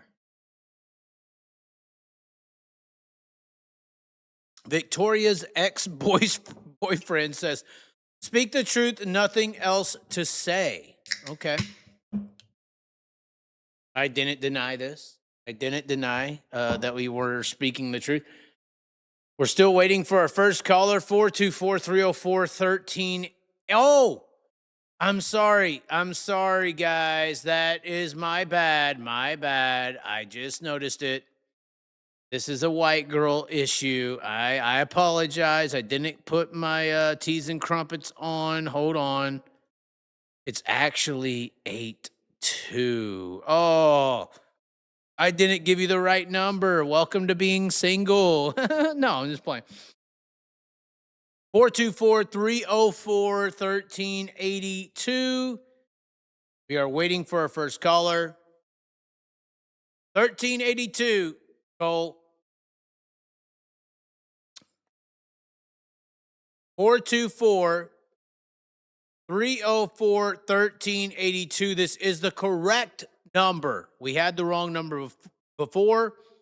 This is the actual. Oh, we got one coming in. Oh, shit. Hello, can you hear me? Oh, no. Oh, we did get it. Hold on. We gotta fix this. Hold on. Are you there? I am here. Are you there? Let me see here. Headphones. All right. I think we got you. All right. Nice. It's been a minute since I last talked to you. Yes. You are the Code Trickle, correct? I am the original Cole Trickle, not this one with the K. You're the Duncannon Bandit, as we all know it. I wouldn't really call me a bandit, but yeah, sure, we'll just go with that. Are you still in Duncannon? Or no? Yes. The same yes, place? Same place. Happily here, man. Happily here. Well, the FBI asked me about you a few years ago. I denied all their claims. I acted like I didn't know you, so continue. Well, I appreciate that very much. I don't need Uncle Sam. Well, it was the ATF, actually, but continue. Well, that happens. But, no, I just listen to your safety rant and stuff, and just, it brings back something that happened 20, 25 years ago, and that's the Halo bar debate, okay? Think about this for a second. How many drivers did we start seeing have head injuries because of cars coming in, and the Halo debate was going on, and guess what? Is that a standardized thing? No. Is the Halo? No, it's not. No, but it's something that saves lives. I think everybody can agree that a Halo bar saves lives, right? Some people would disagree with that. Oh, really? Really? Yes. Ask Joe Whitcomb that. For instance, another guy. I'm just saying, another guy that I knew, decent, a guy named Grady Chandler. He is in a wheelchair now too, a sprint car driver, and he had a Halo on a midget. He went to flip into 3 and 4 at Creek County, believe it or not. And the reason they're saying, who knows if it's true or not, but the reason they're saying he's in a wheelchair now is because the mud packed in on the first flip between the Halo bar and his helmet, and then on the second flip, it basically connected the rest of the gap. So they're saying if that gap wasn't there between the Halo bar and his helmet, that the mud packed in after the first flip wouldn't have been there. It would have flew out. But I know what you're saying. You're saying here's another level of safety. Like, say if we make a bigger car, there could still be somebody getting fucked up in some kind of way. It's just like the new NASCAR vehicle, they had all their impacts or whatever issues. So it's hard to become it's still a race car. It's not a safe car, for instance. No. But you still sign a waiver. You still sign a waiver when you get a pit pass. And that's the argument for the people who are all right with the car now. They're like, hey, go ahead. Sorry. But here's my counter argument to that. Okay, how many fans, friends, people that know these drivers, Montgomery, Anthony, Joe Whitcomb, how many times do people have to go to a track and witness a really bad accident or watch somebody get killed before people start saying, okay, this is getting a little ridiculous? Since I got out of racing 4 years ago, I think I've been the one race because I just don't want to see that chance happen to somebody that I know get injured seriously or get killed because we literally just do nothing with these cars. Is that really why you haven't? Is that really why you haven't been to a race, or is it because there's like some cute Amish chick who wants you to stay home on a Friday, Saturday night? Oh, there ain't none of that, bro. There ain't none of that. No, seriously, it's because I don't want to see people get hurt at the frequency people are getting hurt at this point. It's not. Again, I hold don't on. So that would be hold on. Now that would be a new question. What's the proper frequency? You know what I'm saying? Like, is there a frequency? As long as we only fucking break one back a year, it's fine. What's the fucking frequency? It's like that's a problem in itself, right? Like we only send one person to a wheelchair every couple of years. Like, that's okay. But shouldn't motorsports as an industry do what they can to protect the people that are investing in the industry, i.e. drivers and 100%, fans? yeah. You're not – people think of drivers as drivers. Think of them as people that invest in the industry that supports all of this. Or they could think of them as people, people. Yes. Think of them as people with lives, jobs, families, things like that, sure, and Anthony does this pretty much as his living. There are many drivers that go out here and do this as a living and stuff. Well, what happens when somebody just said racing is hazardous, the Chaz. It's a hazardous sport. Yes. There's no other. There's baseball. Yeah, well, I mean, but how many fucking people are breaking their backs and anything else all the time? Like, to this degree, great word, actually. What other sport has this level or degree of frequency in perilous injuries? The only sport I can think of that might be close is ice hockey. Truthfully. Paralyzed in a wheelchair the rest of their life. Somebody said AMA Supercross. That's still motorsports. Motorsports. I think when you go from 4 to 2 wheels, it's a different world, though. Personally, that's absolutely. That's different. There's more. I mean, you ride your Harley Davidson down the streets, and more of an inherent risk than being in your four-wheeled automobile. Right. Exactly. So trying to draw the parallel there is fucking psychotic, in my opinion. That is. That really is. But in terms of, let's say, classic stick and ball sports, hockey. Somebody just messaged me. A guy in a 305 broke his neck in North Dakota last year. Well, yeah. What else do we need? How did he land? Did he land? How did he land? Why is it an issue on how they land? Why is the car legal? Like, I can't wait for Geico to learn about sprint cars. Like, that's going to be so interesting. That's the other thing. Everybody being so static on the safety of these cars and the safety of these drivers through these accidents. You have enough of these over the course of 1 year, 5 years, 10 years. These insurance companies are going to either raise rates to the point that these tracks have to raise ticket prices so much it's going to be like going to Big Diamond, where you're spending $40 for a general admission ticket if you aren't already in most places. Or tracks are just going to shut down because they can't afford the insurance.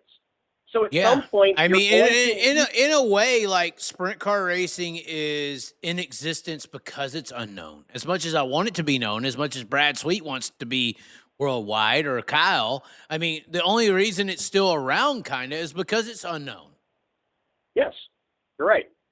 You're absolutely right. None of my coworkers know what the hell a sprint car is until I showed them what one is. Your average fucking insurance salesman don't know what it is. If they did, they wouldn't ever fucking insure it. You're right. You're absolutely right. So, I think as a collective, I think everybody, this is just my opinion, I think everybody from track owners, series owners, this sprint car council, to all the way down to fans, I think are equally culpable in how this stuff happens. because nobody is saying anything of, I'm tired of watching my favorite driver get hurt, or watching a driver get hurt in one of these cars, and nothing is being done to improve Well, and their that's safety. that's the sad part, right? Like everyone's paying attention to it this week because it's Anthony Macri, right? I mean, Yes. this person, I just got the message, broke their neck in North Dakota, and no one gives a fuck. So Yeah.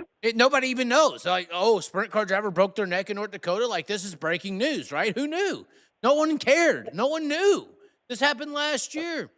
So, is it really going to take Kyle, David, or Donnie? Yes. Is it really It's going going to to be take? just like NASCAR. It's going to be exactly like NASCAR and Dale Earnhardt dying.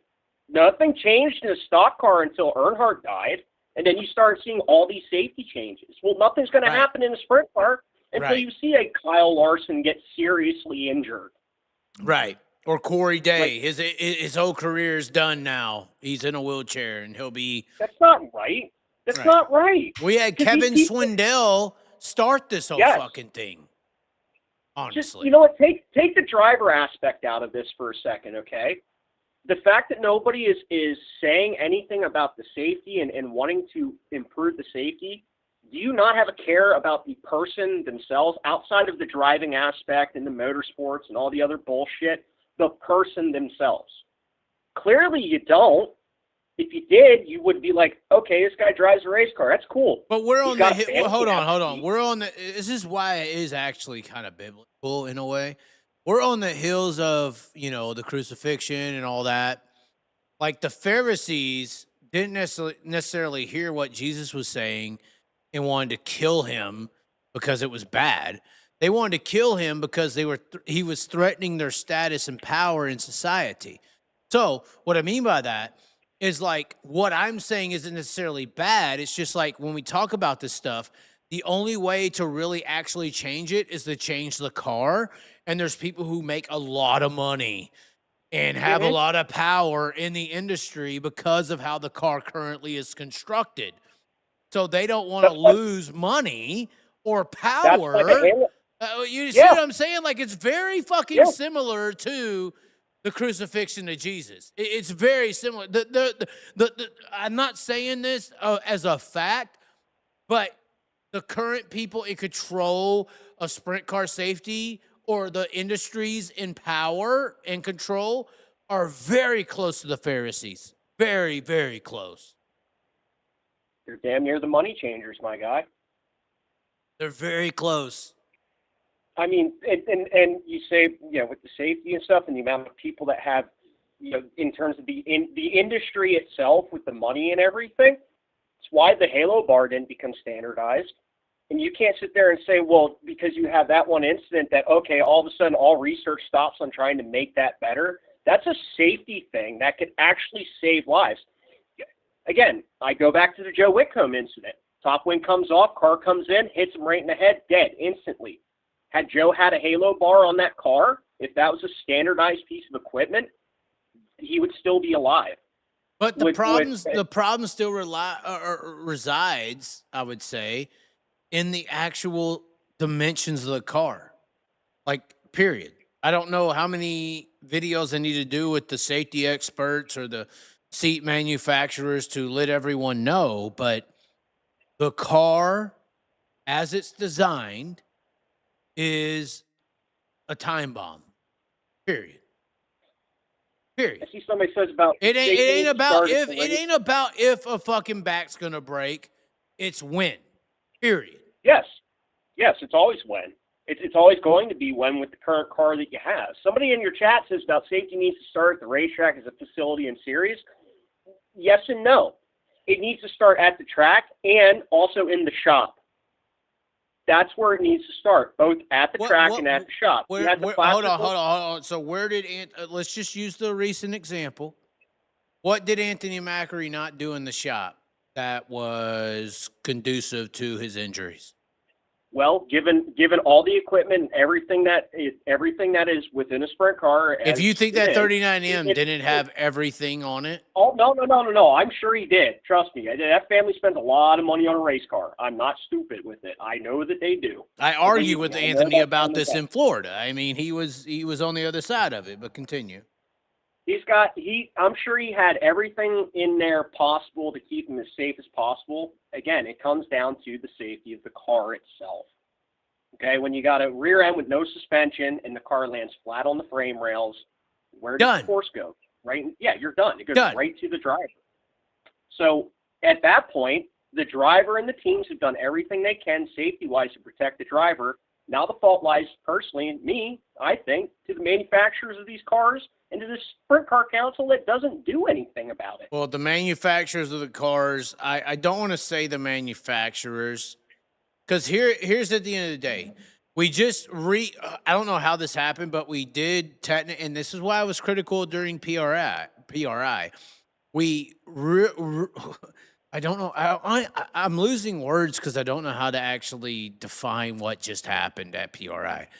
We reinstated a Sprint Car Council, or we resurrected. We'll say it on the hills of Easter. We'll say I can't believe I'm saying that. We resurrected a council that didn't do anything when it was in establishment, and now it's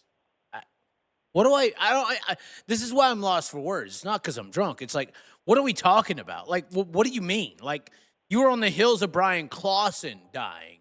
You know, it's like, what are you talking about? So now because Chase Johnson put a video out, you're going to do something different? Like, what even changed? What are we talking about? I don't understand. It smells like a PR stunt. It smells like a PR stunt. It really does.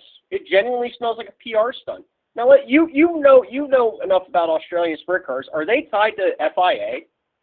Yes. Okay. Are American sprint cars tied to FIA? No. Okay, there's the big problem right there. No, the big problem with FIA and SFI are the two safety recommendation companies. And when I told Kevin LaPlante that none of these tanks are certified, he like, well, really? You know, which we almost watched Ryder LaPlante burn to death. I don't know if anybody recognizes that from 81 last week, but by the way, that was the car that had the fuel spilling on the track with the flame on the other side of the car. Like, we almost watched a person. Jake Carson got lit on fire at Port Royal after winning his heat race. Well, what I mean by this is like, so when I've talked to FIA people about SFI, basically SFI is NASCAR. Period. Like, the only reason FIA doesn't sanction racing in America, because I believe it's SFI who sanctions NASCAR. And they're honestly, NASCAR's thinking of backing out from that because Kyle Larson, who everybody wants to race against Max Verstappen, can't because he doesn't get enough FIA supercar points to be able to go race Formula One. Currently, that's the problem as to why Kyle Larson, for instance, can't go run F1. Because he doesn't technically have FIA-approved points to race against Max Verstappen. At least that's my understanding of it. You can recorrect me. But SFI, it's a safety thing. It's a safety rating course kind of thing that NASCAR kind of got behind and had investments in. And I guess like the safer barriers are SFI and all these corporations. It's like America's little, I don't know how to describe it really. It's like their own little circle. Like, you won't find SFI safety ratings anywhere else but America, period. You won't find it. FIA runs the rest of the world. And that's how you're supposed to operate is, you know, a global conglomerate when it comes to standards. But you don't have that in American motorsports because of NASCAR. Everybody wants me to be mad at me because I keep referencing NASCAR. I'm sorry that we have this fucking stock car thing that took over the entire racing world in America. I don't know how to explain it. Is it Epstein? I'm not sure. Is it Hollywood? I don't know. But they do run like American standards in people's minds. That's why it's like Hollywood or something. It's like Taylor Swift and Morgan Wallen got together and created a safety manufacturer. I don't fucking know. But FIA is, for the most part, restricted from American safety. I mean, for the most part. I mean, it's like the only thing that I know, I don't know how to say it. Like the SFI, like there's like one take, or in sprint cars, for instance, just to get back onto the topic, there's like one tank that's SFI, and then there's one tank that's FIA, and it's like the most expensive ATL tank, and nobody really buys it because it's very expensive. But yeah, there's no ratings on these tanks. Like no one has a safety like approval of usage in the most dangerous form of racing, potentially in the world when it comes to four wheels. Mm-hmm. I mean, in the work industry, I mean, it's been always said you can't put a price on safety and stuff, and yet we decide we do in auto racing, especially in the United States. I think that's pretty gross. I mean, you wouldn't wear a pair of sandals to go out to a drill rig site. You'd wear steel-toed boots. So, you know, why aren't we? Or you would get fined. Company would be fined. Yeah. Yes. I don't know. I think everybody from sanctioning bodies to Sprint Car Council, track series, drivers, fans, I think, myself included, we're all equally guilty as to not pushing safety towards what it should be, or at least try to make the safest sprint car possible. I mean, again, we have so many examples of so many guys that are paralyzed in a race car, specifically an open wheel sprint car, you know, that we just say, oh, okay, that's acceptable. That's not. It shouldn't be acceptable. Somebody just said, Chaz, in Australia, helmets and safety belts must be SFI rated and dated. I'm pretty sure that's FIA. Continue. Yeah, I don't know. I think the goal should be a net zero for injuries like that every year, and yet we don't think about that, and that bothers me because at the end of the day, you know, the majority of people that drive race cars in the United States are guys that go to work Monday through Friday. They go to the track on the weekend. That's their hobby, and if something happens to them, they lose their livelihood, their ability to function properly and make money and make a living and can enjoy life. And if people are okay with that, that's kind of sick. I mean, You aren't looking out for that. You aren't genuinely looking out for the people that you claim that you're a fan of or you care about. If you did, you would want to push for safety. And I don't see it. Again, I haven't been to a race. I think I've been to one race. I went to BAPS last year for Speed Weeks. That was the first race I was at in 4 years since I got out of it, because I just don't want to see a helicopter arrive at a racetrack, or, you know, sheets go up around the race car, or, you know, I've lost people I know driving race cars, man. Like, you lose somebody, that hits you. It hits you hard. Right. You know, like, I don't want other people to go through that. And the fact that people are just accepting of it, it's not cool, man. It's kind of sick. And I don't know, I think people ought to really think and look in the mirror and be like, you know, something's got to change here, because if it doesn't, it's not going to get better. It's only going to get worse. Your tracks are going to close down. It's going to get too costly to go watch a race. It's going to be a once-a-month maybe thing. You know, it's just, you're going to lose the sport by losing your drivers by not doing anything. Okay. So, well, yeah. I feel like I have to let another caller in. I would love it to be the Cold Trickle segment. We may have to do a live show in Duncannon in May. Yeah. The Outlaws come there in May. I don't know if the upper bedroom with my twin-size bed is still up there. I don't know if it is. But. With your twins, there's another bed in there and shit. But we'll see, man. We'll see. It'd be nice to see you around again and stuff. So. Well, I got to face Ron Rutherford in the Puppets, you know. Oh, I said his name. I'm sorry. Never mind. I'll be your bodyguard. I ain't afraid of him. I Oh, mean, God. I'll just say this. When Do you people remember start, when you when tried to people start- fight that guy at Port Royal? Oh my God, that was Yeah. crazy. Yeah. That was funny. Now, I'll just say this: when somebody starts spending their money for racing when they're a credit card racer, they're going to end up doing shady shit to keep themselves involved in it because they're that far in debt. And I've seen it so many times from my years of racing. People come and they go because they spend all that they got. They blow their wad at one time. They don't know how to pace themselves with their budget. Don't know how to work within their budget. That Looking kind for of every crap. scheme they can get. Exactly. And nah, that ain't the way to be. If you can't afford to do it for, on 60, 70% of cash, then you shouldn't be involved in racing. So All right. So you're basically saying I should shut the channel down. No. You're different. You're media. We need you. Oh God. Oh, so now you need me. Okay. We got to have someone call in. All right. See you, dude. All right. If no one calls in, you call back. All right. All right. See ya. So that was Code Trickle. We're waiting for our next caller. I saw a 605 tried to call in. 424-304-138. It is 2. It is not 4. 1382. Waiting for our next caller right now. Very serious subjects. If my Honda is good in my car. Oh no, we have a 405 calling in. Who is it? Oh, the 405 is called in. Hello. What's going on there, Chaz? How you doing tonight? Oh no, he's gonna. What is it? You must work for Ron. Oh God. I don't know what you're talking about. I was questioning something. Okay, so let's hear I it. was Let's hear it. watching one of your videos, and you're talking about the Butler built seat from last year at the PRI show. That was, I don't know. They instantly canceled it because it didn't meet some specifications. Right. It was a detached seating system. Right. Okay. So, you said that the reason they didn't allow it was because it hadn't been fully tested. It hadn't been gone through, right? Mm-hmm. Yep. Okay. My thinking was that, okay, well, here we got fuel bladders and so forth that aren't rated and aren't tested either. So why wouldn't they just allow that seat to be used?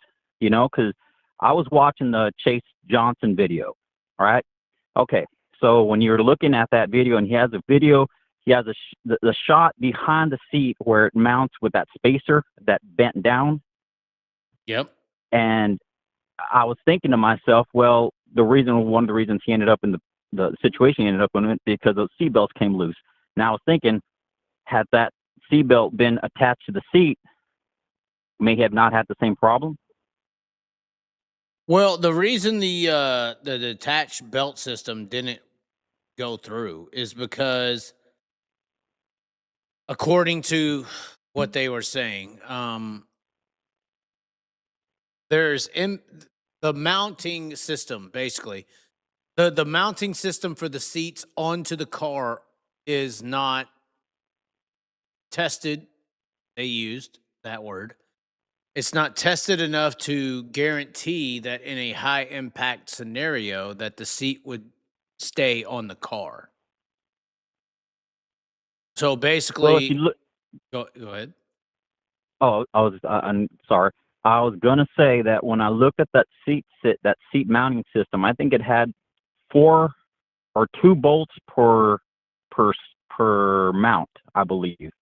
So 2 on, basically it's a total of 8 bolts that were holding the seat in onto the mounting system. Right. Currently, there's only 4 bolts holding seats in.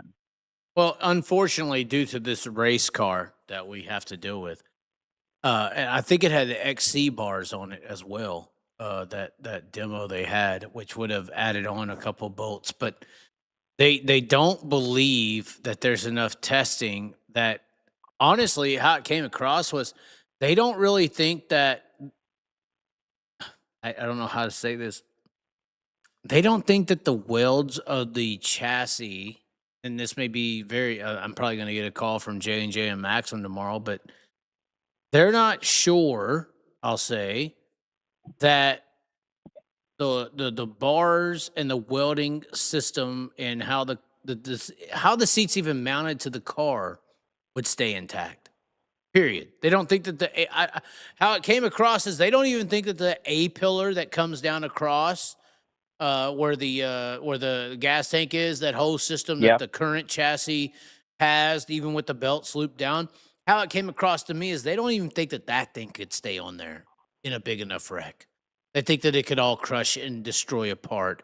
And so they think if you have that detached belt system, that if that A pillar parts or A pillared section comes apart, they would rather have belts looped to everything as a fail-safe.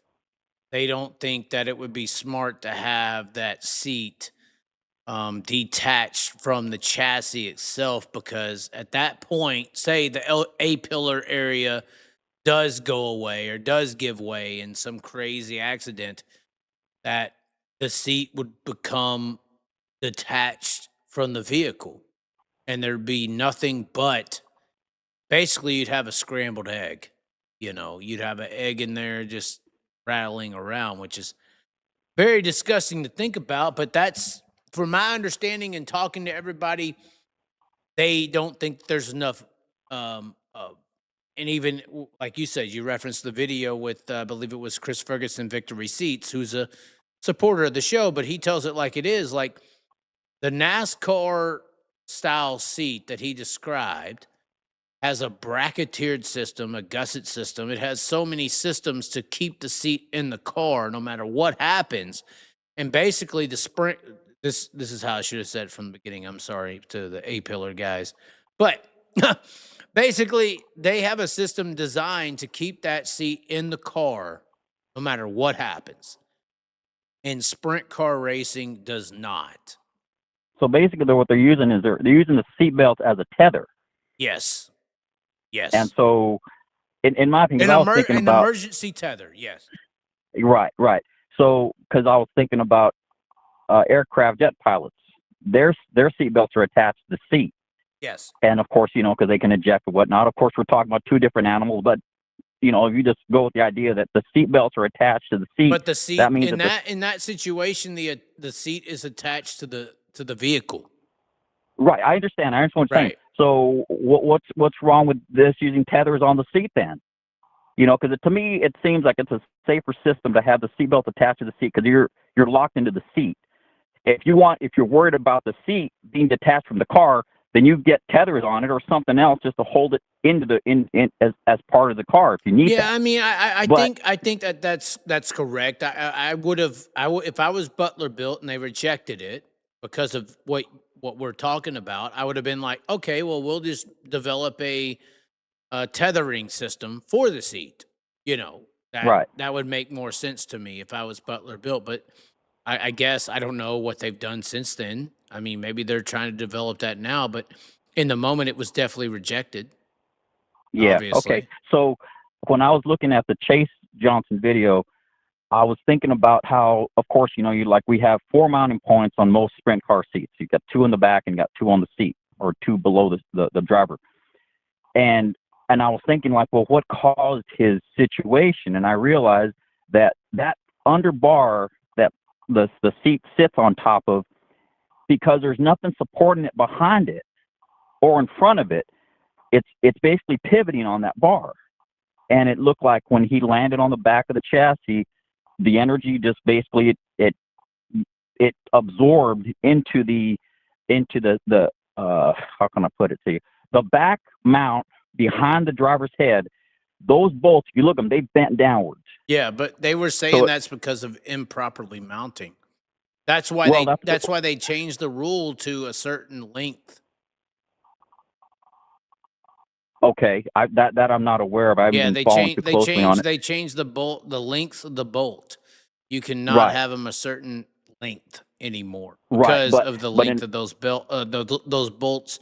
They were trying to technically they were trying to blame that on the length and mounting position of the bolts.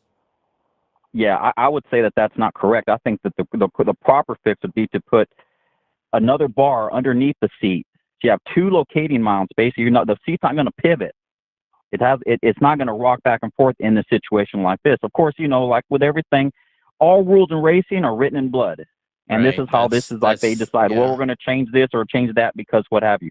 Now, the point I'm trying to make is that if they had, if they basically come out and say we need 2 bars underneath the seat, basically, so now this cannot happen. The seat is it's gonna land flat or as close to flat as you can get. Or now you don't have this situation coming up where the seat can rock down and the seat belts come loose and whatnot. So that's just my thinking. Is when I saw the video, I thought, well, it seems to me this is what happened, and it's a shame that it happens in such a way that someone gets hurt. But well, and technically in that scenario, it came across as like the Hans device caused the issue. Like at the end of the day, it's that's what pushed down the spine right. to crumple it, technically. Right. And when I'm thinking about it, okay, this is why I'm going back to the seat belts being mounted to the seat, at least the shoulder harnesses, because that Hans device is reliant on the tension on the belts to hold it in place. Now, if you have a problem where the seat becomes detached, and basically this is what happened, the seat became detached from its location mounting points, in which now the seat belts, which are being used as a tether, did their job, right? But now you got the problem with that Hans device. It's now floating in space. It's not it's being held in place and cause damage. So in my opinion, like, okay, how do we get around this situation? Well, if you mount the seat belts to the seat, now you don't got that problem with the Hans device, at least going forward in that direction. Who knows what the hell else can happen? Or, well, and that's the reason, but that's the reason they rejected it, because they were thinking about what else could happen, Right. Well, the point is, a racing accident at those speeds is basically equivalent to an aircraft crash. You're dealing with the high energy G-forces. But an IndyCar crash is way worse, at 240. Well, but they might be. But however, you got to remember, when IndyCar, when it crashes, it's meant to, when the car disperses into a billion pieces, it's meant to do, because it's dispersing the energy. Right. And you saw, if you look at Chase's accident and you look at Macri's accident this past weekend, they're very similar. They tipped off on the right front, going into the corner, catch the cushion, and they had a very similar kind of flipping accident, if you will. They both kind of landed on the back end of the car. It's just the similarity of the accident created it's a similar situation. The point I'm trying to make is there's a tremendous amount of force going through the body, through the spring and the chassis. You got to remember, the chassis is a spring. And it all the energy is being gone. It goes through everything. And so who's the last? What is the piece that's going to take the most impact in a situation like that? Well, the weakest link is a human body in that point. And unfortunately, this is what happened. Now, just on the note of the Hans device, I'd heard or read or something about Jack Hewitt years ago. Jack Hewitt got real hurt in an accident back, I don't know, 20, 30, 40 years ago. I don't know how long it goes. And he developed a kind of like a what basically amounts to a Hans. What do you call it? It's kind of like it's basically a tether on the back. Basically, it was a D-ring on the back of his helmet that he mounted to the seat or to the chassis. I'm not sure, but it was basically held on with a nylon strap. You remember the old shoulder arm strap the guys used to put on the left side to hold the head over? So their fucking arms wouldn't fly out. Yeah. Yeah. So basically, it was like a D-ring with a clip on it, but basically it acts the same way, because the Hans device is basically developed to prevent vasoscullar fractures. When the neck goes forward and the body stays back and it snaps the neck at that point. He developed, and I thought about it, I was like, man, that's super simple. You just got to remember to unclip it when you're going to get out of the car. But it basically, then you don't have the problem with the Hans device. How many of us have been looking at this Hans device thinking, well, what a great innovation, and we're not going to have these, the vasoscullar fractures going forward. But look what happened. None of us would have forethought something like what happened to Chase would happen. So obviously it needs to be rethought now, in my opinion. So I don't know. I was just thinking about them seatbelts and thought, well, had the seatbelts been attached to the chassis to the seat to begin with, it would, it might have ended differently. But of course, who knows? Racing accidents. Oh yeah, they're trying to think of all scenarios, not just that one. And that's kind of the problem. They're trying to think of all scenarios, and at the end of the day, in my opinion, the car itself is a problem. So until you're gonna redesign, You can't advance. You can't advance from the wheel until you change the rim, and the rim is the car we have, and there's only so much you can do within that rim. I agree. I also want to say that, we know that the fuel bladders and the rear tail tanks are an issue. We know that that's a problem because, you got basically, a small bomb sitting behind you and you're hoping that, nothing ever goes wrong, but sometimes it does, right? Well, here's the whole thing with this whole council and all these people getting involved. We're going to write rules. They know for a long time that's a problem, right? We're all smart enough to understand that the fuel cells are an issue. Nothing's been done about it. Now, Right. a couple years ago, you had that guy Mark Powell or Yep. something. He was Yep. doing those fuel ones, those fuel cells, and I was looking at it like, well, that makes a lot more sense because it's mounted in a much more secure manner. You're not exposing because it's shorter than the normal tank.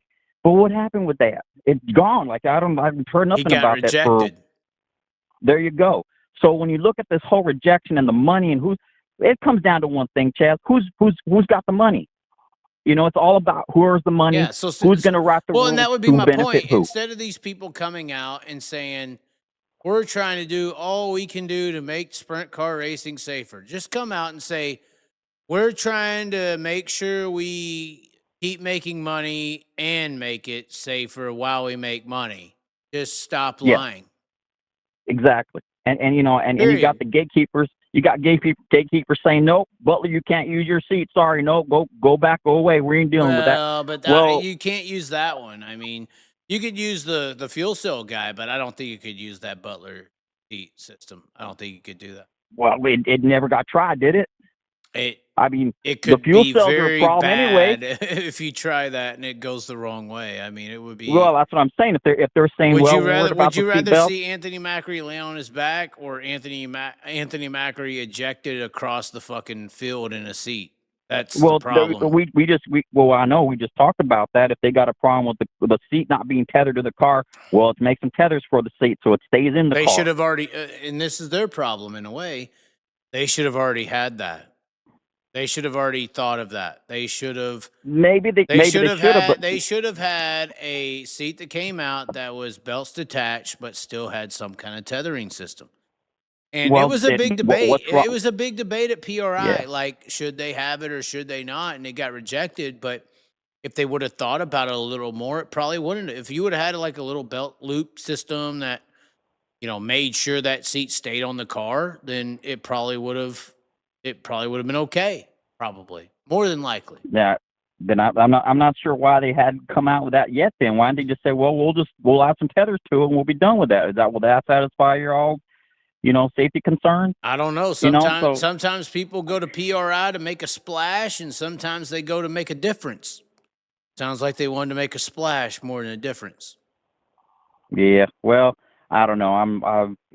I've been trying to think about the safety of sprint cars too, because I've been around them a long time and so forth. And one thing that I realize is that because the seats are mounted directly to the chassis, you're not insulated from the energy going through the chassis when it goes to the seat. There's no crash radius. There's no fail safe. It's your fault. And at the end of the day, the only one that come close to that was the Chasm system, because they actually used something to insulate the seat from the chassis. I'm not sure that it's 100% whatever, but I know the guy did testing and he apparently. Well, went I'm pretty to sure some, Macri had that system on, so got the test really? results. I like to see if that's true or not. I would like to know too, but I'm pretty sure. I mean, they don't like no funding for sure. Yeah. Well, who knows? But anyway, I'll let you go back to your show. And anyway, thanks for filling the call, and thanks for bringing up these issues. I think it's important to talk about these things, no matter how you see it, or who's involved, whatnot. I think it's important to bring up these things because it's a way to try to keep the energies, not the energies, but the ideas flowing and whatnot. So maybe we'll see some changes here or there. But like I said, I think at the end of the day, it's all you're about from money. the 405, so Oklahoma City. Yes. Mm-hmm. I mean, you got to see Harley White, her scenario. I guess. No, honestly, no. Honestly, Chaz, I don't hardly keep up with this stuff no more. I watch your show on occasion and whatnot.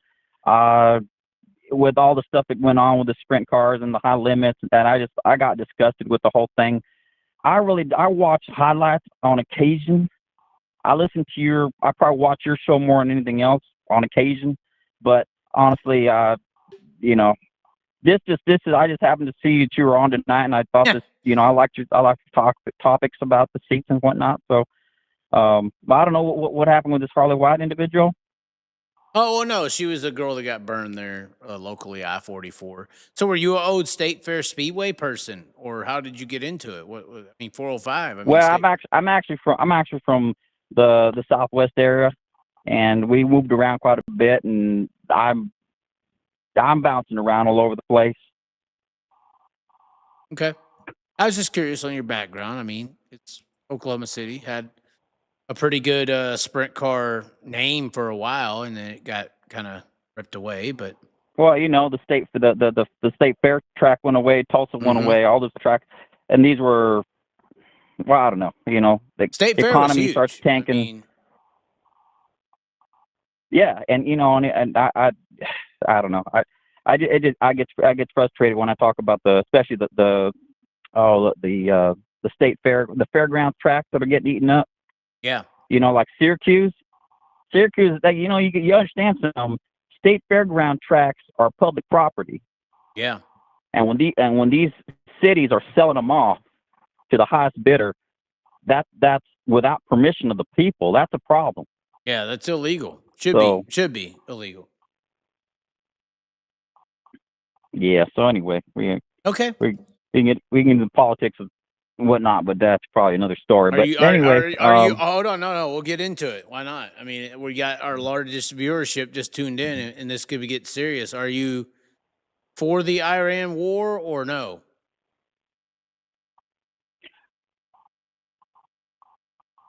I have to say that. No. Just say what you want. No, tell the truth. Well, I'll say what I want. I'll say the fact that there was once upon a time, right, when Congress used to have to come to people and ask permission to go to war. These are declared wars without jurisdiction. So you're basically admitting you have a brain on your shoulders. You're not in the trance, I would call it. Well, I've been studying this stuff for a while. Do you know what I mean by the trance? I mean, like if you're. Oh yeah. Go ahead, say it. Tell it. Yeah, no, I believe that there's a thing going on. Whether you like it or not, it's happening.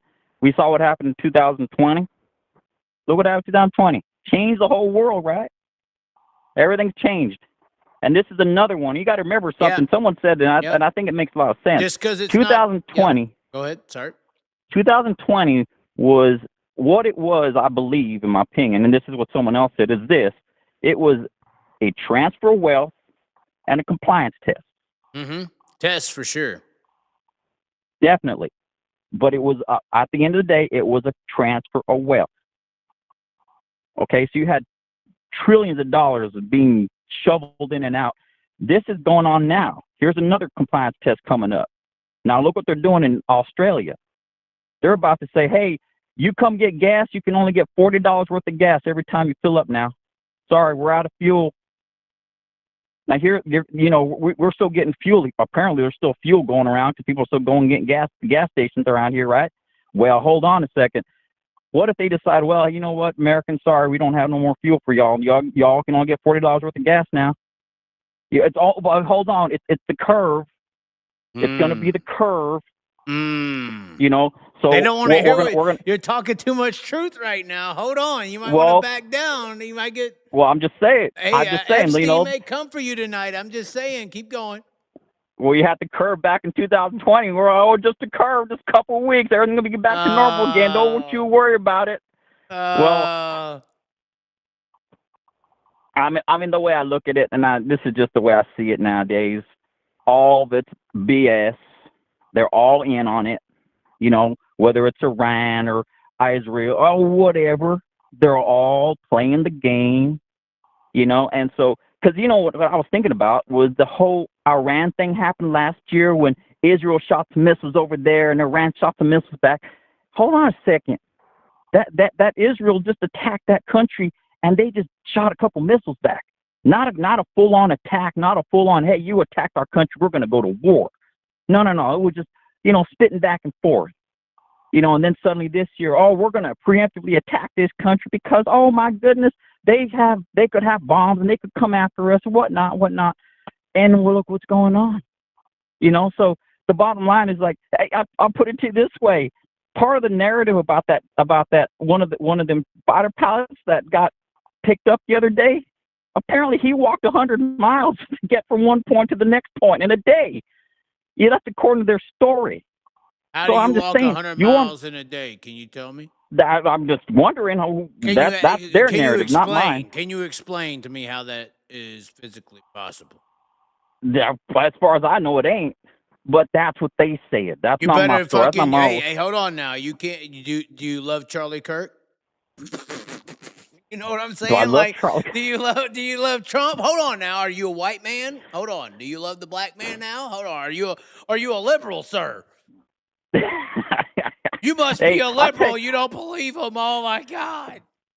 Oh my goodness! Well, you got to understand, there ain't no right to the left. You don't matter anymore. You're a liberal.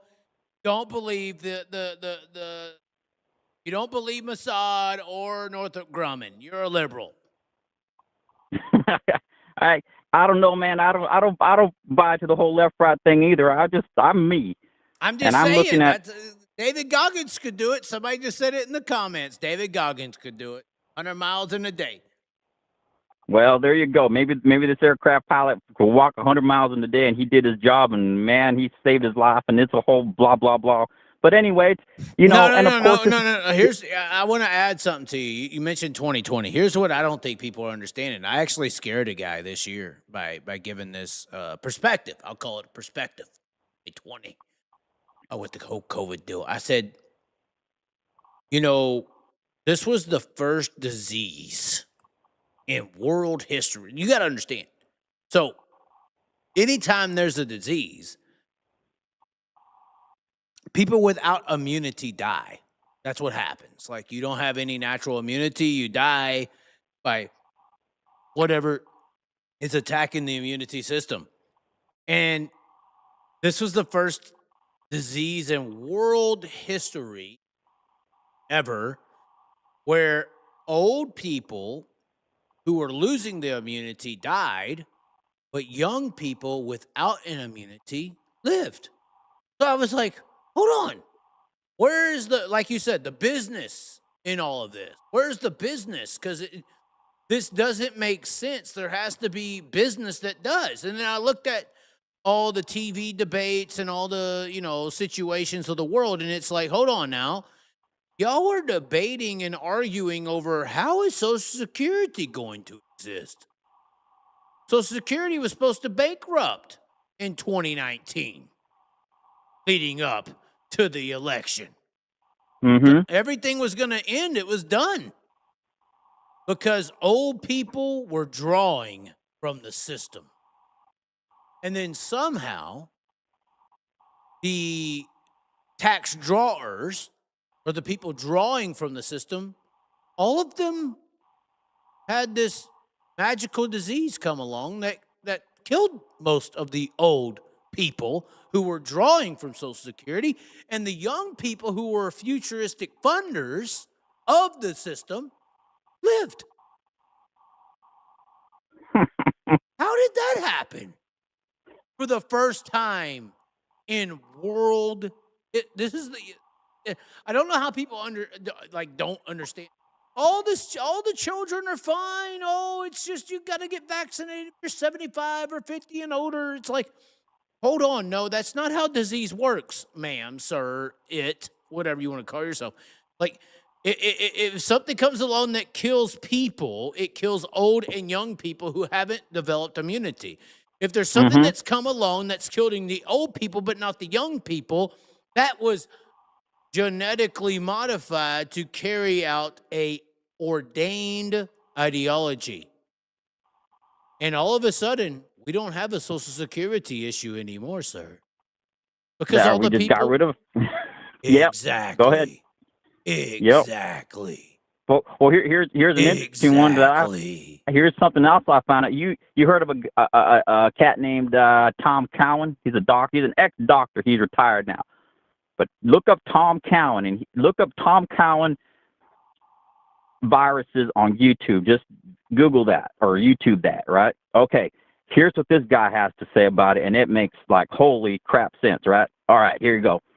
Basically, what he comes out and says is that the testing and the way they determine what a virus is all fraud.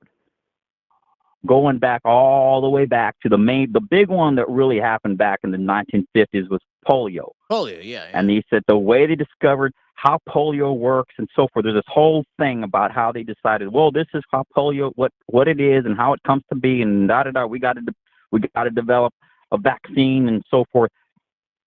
From then to now, the testing and the way to decide what a vaccine is has never really changed. But if you go and research it, and he outlines it for you, he just does a quick, what do you call that, a Cliff Notes version of it. He basically outlines the fact that there are no viruses. They don't exist.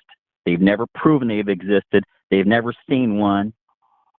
And the fact of the matter is that COVID, what you want to call COVID-19, never existed. The CDC, the Chinese CDC, they have never they came out and said, we've never isolated or purified a single sample of it. So if there is no COVID-19 virus that exists because it don't exist, then what's the vaccine full of? So you start to get into some pretty deep stuff, and you start to realize, like, well, look how they shaped the world in 2020. I mean, I think there was disease. I don't know if I could agree with that. Let me be clear about something. People get sick, okay? People are getting sick, and what I believe, in my opinion, is what people see as sickness is their own immune response to toxicity, to malnutrition, to injury of some sort. This is how people's bodies respond, okay? Now, if you suddenly say, well, everyone's getting sick because this has happened, then people go, oh, my God. There's going to be a group of people and say, oh, I think that's bullshit. And there's people who go, oh, my God, give me a shot because I don't want to get sick and I don't want to die. Fear. Right? Fear. Yes. There's your number one thing. You got to scare the crap out of people to get them to do something. And so when you got people doing that, then there was what's his name? I call him the bastion of humanity, Henry Kissinger. You might have heard of him. Well, he gave a speech years ago in 2009, I think it was some speech with a bunch of, rich people. And he basically goes up to the stage and he says, talking about the vaccines, he says, once we got the sheep, the herd will follow. What's for lunch? So basically, all they got to do is get just enough of the sheep to go along with the plan. And before you know it, we're all following along. And that's exactly what happened in 2020. And you got to remember something about 2020. I mean, I wouldn't fully agree. I think that there is some truth to what you're saying, but I think that COVID was real. I think that it was that's just me. Obviously, you don't agree, and that's fine. But I think that COVID was real. It was a disease, but it was designed to eradicate a problem. That was old people. That's why. Old people I think it was meant to do a lot more than just eradicate old people. Well, it was to control and scare, and probably in the vaccine there was some like 30-year genetic manufacturer deal that's going to make sure most people die before they get to the age of being able to draw Social Security. That would be my opinion. Yeah, I think there was a lot of things in that syringe, we'll call it, not a vaccine. Well, I'll challenge you on this. Go find me the documentation where it says that COVID-19 has been isolated and purified. Go find that. I knew it was bullshit because the system does not care about your health. The system influences people to die all the time. We're living in a society where 95-year-old people are smoking cigarettes and drinking whiskey, but 2-year-olds are able to drink Starbucks. That is a proven carcinogen in sugar. So the system does not care about you living longer. It cares about you being addicted to a product and providing finances. So I don't Yep. think that the system cares about you living at all. It wants you to die, but it wants you to pay as much as you can before you die, which is why I think that it was an attack on old people, because the system provides financial care to older people of society across the globe. So as long as they can kill the old people, keep the younger people going, finance it, kill it, then kill the younger generation, the 20 to 30-year-olds who took the vaccine, that would be the goal to me. I mean, and that's why they needed the vaccine, to kill them by 50 or 55. I think they're all going to find out a bad solution to taking the jab. I didn't take the jab. I had COVID, I guess you would call it, but yeah, I didn't do the jab deal. It's like you said, it's a test. It was a test. It was Well, a social test. Now you're talking to a person who believes the Nazis won the war. I don't know if you, but anyway. say it again, please. What'd you say? I believe the Nazis won the war.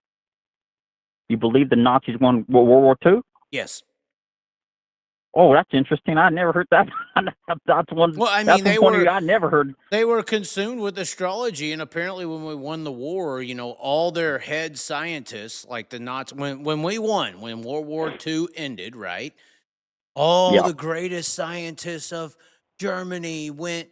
Half of them went to America, and half of them went to Russia, and astrology became a thing, and MS-13 with Charlie Manson and all that. I'm like, hold on.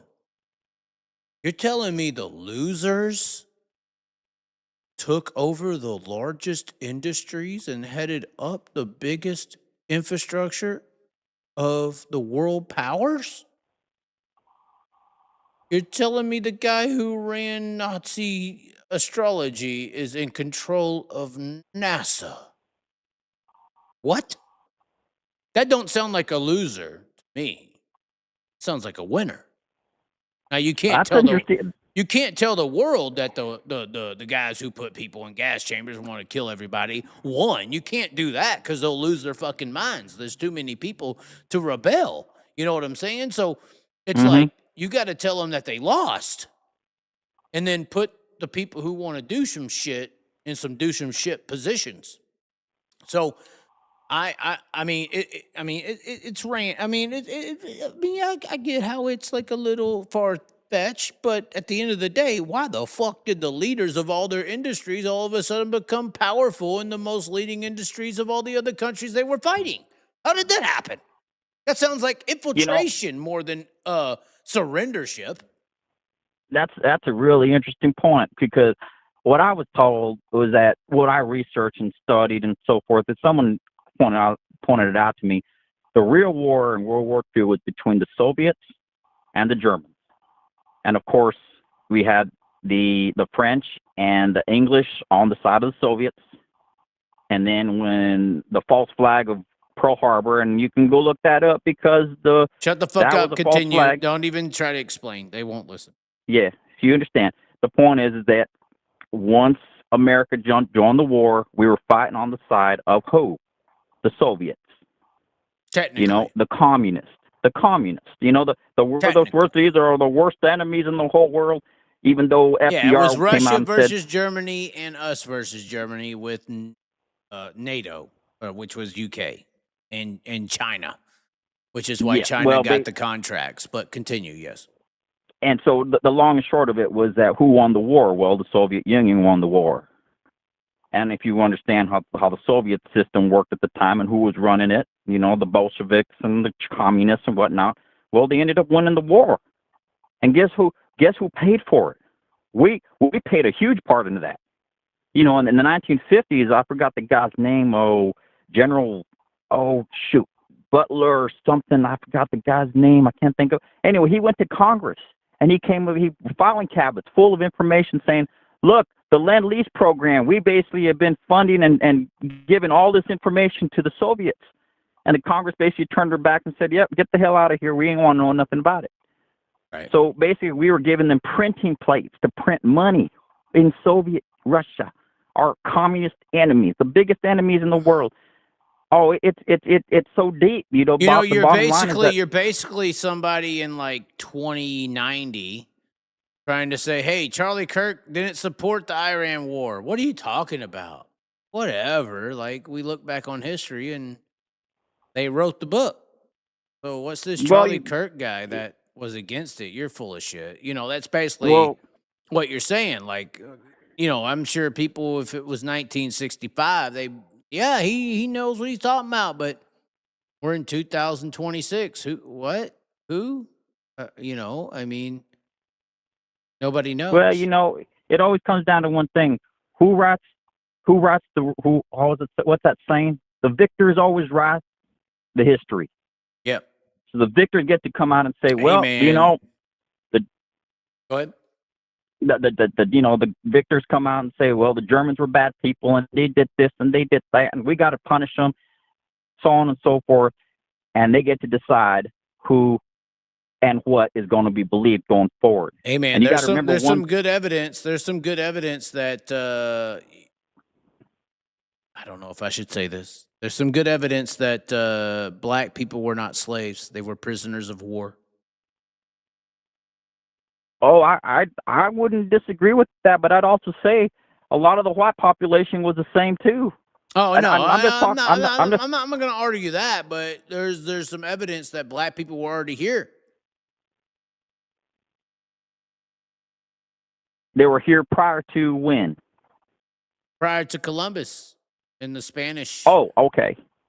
Yeah. Okay, so they see basically they were already brought here as slaves. Is No, what they were you're already saying? here. Oh, they're already here living as people. Yes. Oh, I see. Well, again, it all comes down to one thing, Chaz. Who owns the money? Who dictates the policy? And every war is a banker's war, including this one that they're picking a fight with. After two And the point is generations, that, history is what they say it is. say it again? After 2 generations, history is what they say it is. Oh, that's a good point. Yep, because guess what? All those generations that come along, they don't even know what happened. They don't even understand where the lies are and what Exactly. happened, and you know, and it's like, you know, I was doing some research and I'm like, well, what happened in the like look at all the wars that we were fought in, and guess what? Like if you look at the USS Liberty being attacked in 1968 or 67, whatever year it was, that was a direct attack by a foreign country on our people, and we didn't do nothing about it. Nope. You know, so you know the point is that you know it's all bankers' wars, and so basically you know they it's a way of transferring money, transferring the wealth. Because guess what? They're calling for trillions and trillions of dollars for all these wars, and guess what? Who's paying for it? Us. Future generations. See, we're the generations that are paying for the wars from the 50s and the 60s and the 70s. That's why we're broke. That's why we can't afford sprint car racing.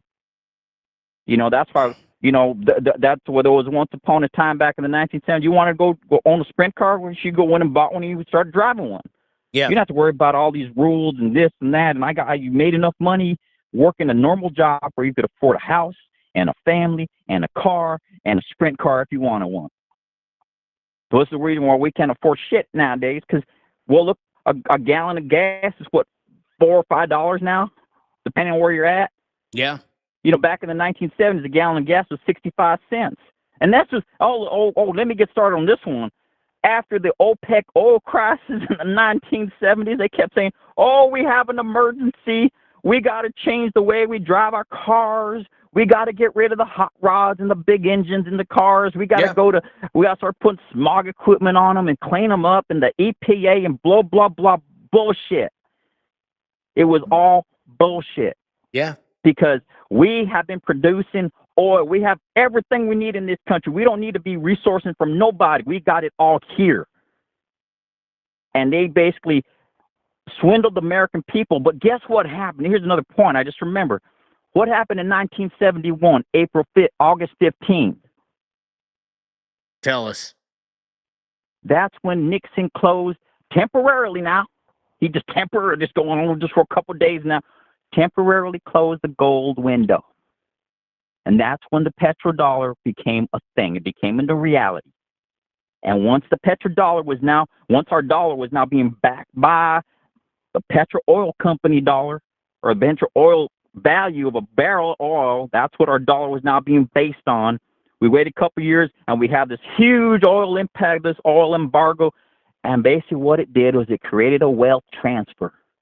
That's why gas doubled back then, because prior to 1973, I think gas was like, what, 31 cents a gallon? I mean, I remember being a kid in like the 90s, it was still under $1. Yeah, exactly. But anyway, there was a wealth transfer. It was basically a bullshit thing that came along, and they transferred the wealth. And that was one of their first things, was that oil impact, the oil embargo that they made. The made-up bullshit story is all it was. We had more than enough oil in our country to supply ourselves. We didn't need to be a part of that. Whatever OPEC does, that's their business. We don't need to be a part of it. But we were drug into it. And Americans, even back then, didn't understand what was going on.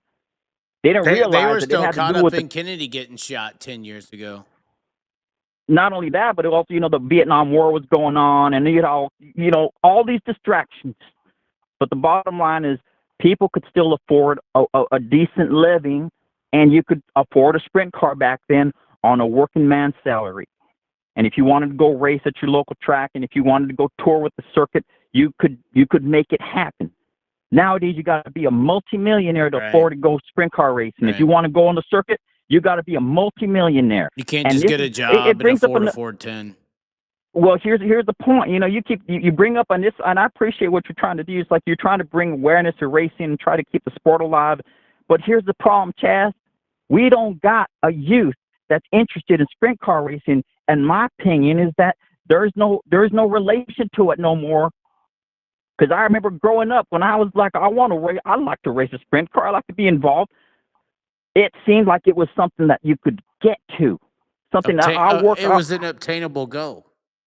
Yeah, you can work, a $5 an hour job, live at home with your parents, and stack some money, and you could buy something. Whether it's an old, an old car, whatever. You could go do something. You ain't got purchasing power. It's unattainable now. No purchasing power. No, exactly. And what you're seeing with the dollar, when you see prices, and I don't just mean gas, but when you see prices start to elevate, what you're seeing is a loss of purchasing power. That isn't higher prices. That is loss of purchasing power.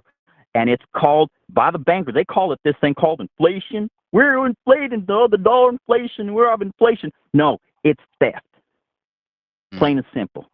They are stealing your purchasing power, and they don't even got to put their hand in your pocket, take it out of there no more. Why would you care about purchasing power? Worry about Trump, worry about Kamala, worry about Epstein, worry about Iran, worry about all this. Who gives a fuck how much we're fucking you? Exactly. Watch the show. Watch the show. Exactly. Bread and circuses. Give them something to eat and turn the tube on so they can get lost in their shit. And you forget about. Exactly. But the point is, it's coming. I mean, I saw what happened in 2020. If you just look at prices, back in 2020, I don't know what gas cost back then, what, $1, $2 or something? I'm not sure. It doubled, right? It doubled after that. Now we're paying $4, whatever. Toilet paper. But yeah, but when you see the doubling that's happening right now, when that doubling hits the stores, when it hits tire shops, when it hits every little thing that you normally buy, everything you see right now, everything you go buy right now, double it in price and see if you can afford it in 6 months. On your salary, by the way. Well, the problem is. But that's fear mongering. You can't say that because they were saying that 6 months ago. That's kind of like the immediate threat. That's kind of like that's a trick in itself. Well, maybe I'm wrong, but I'll tell you something. I know I wasn't paying $5 a gallon of gas back in 2020. I know for a fact but where I wasn't. Are you paying hold on, where are you at? You're not paying $5 a gallon right now, wherever you're at, unless you're California. Well, I travel around, so I've been to California, and that's $5 over there. Yeah, but Well, everywhere else it's not. When I was there, it was like four, I don't know, 4.20, whatever you want to say. It was $4. You know what really happened in the gas fluctuation is I used to travel so much. I used to know how much the states changed. Like I knew, like if I get to Missouri, for instance, like if I'm in Arizona and the gas is $3.95, well, I know when I get to Kansas it's going to be $2.95, or when I get to Missouri or Texas it's going to be $1.95. That gap changed. Okay. And the only way that gap changes between the states is if the state taxes change and how they fuck you on the state level. So, what I mean by that is like the gaps aren't the same. So, while they're blaming Biden or blaming COVID or whatever, no, the state legislators are upping the state taxes on your per gallon purchase. And you're not worried about it or thinking about it because the state legislators now making more money and you never knew anything changed. You were blaming Biden while they were upping the state tax 50% or 50 cents. The gas didn't go up because Joe Biden or COVID. The gas went up because your state legislator passed a 50-cent increase to fund their, fucking Maserati or something. I don't know, but the state taxes are different than they used to be. They're not the same. That might be true. I'm not disagreeing with you about that because I know that the states there. If you look on Gas Buddy, you can look at the prices and you can see the differences. But I'll tell you one thing: in March of 2020, here's another thing that most people forgot about March of 2020. For a couple of days or a day or so, the barrel of oil dropped to $40 below zero. When it dropped to $40 below zero, yet the prices at the pump reflect that. No. And I remember thinking to myself, when the price of the barrel went to 40 below zero, the price at the pump did not reflect it. And I said to myself, just watch. When the prices come back up, in a year or two, the prices are going to double from what we have right now. And that's exactly what happened, because when the price dropped down to 40 below zero, this is their logic. This is price, supply and demand, all of that horse shit. They were supposed to be paying us to take the fuel from the pumps. Of course, they didn't do that, and of course, they didn't reflect the price. The price of the bare minimum at the pump should have been zero. Yeah, but that would never happen. I mean, and even a negative $40 barrel deal would have had to been a misprint. There's no way. I would say go look. And anything I say to you, man, don't believe a damn thing I say. Go research it yourself. But go look it up. Well, and that was never sustained. There's no way that was sustained. No, but it happened. It happened. It's on the books. It happened. Nobody was paying close enough attention to it at the time because it just happened. And of course, the next day, the prices go back to normal, or they're going to go back up. Well, the point is that the price of the gallon of gas doubled in price, and that's when I predicted it's going to double. Watch a year from now, we're going to be paying twice what we're paying right now. And of course, it elevated the price artificially. I don't think it's double, though. I think you're wrong there. I think you're incorrect. I think that something that is very odd is that it stayed in that I've seen it at 1 this year. It stayed in that 180 to 330 range for most people. In most mid-America, call it. It stayed in that 180 to 320, 40 range. I'd say for like 20 years.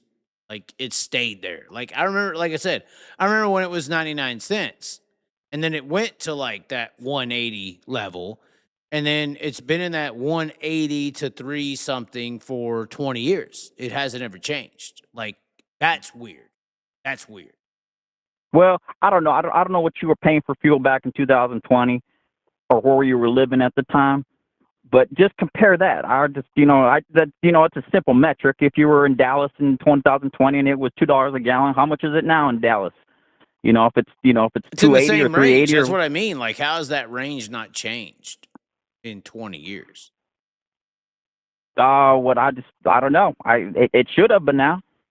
Yeah. I don't know what all I can say is It's gone up artificially. And here's the other thing that people don't remember.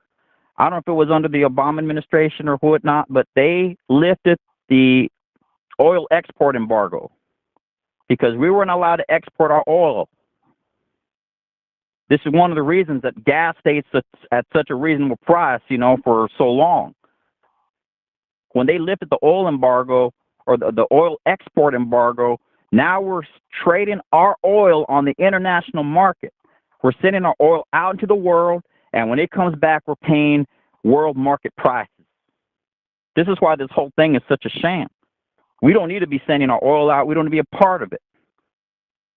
But most people don't understand that this is all fraud. It's artificial for sure.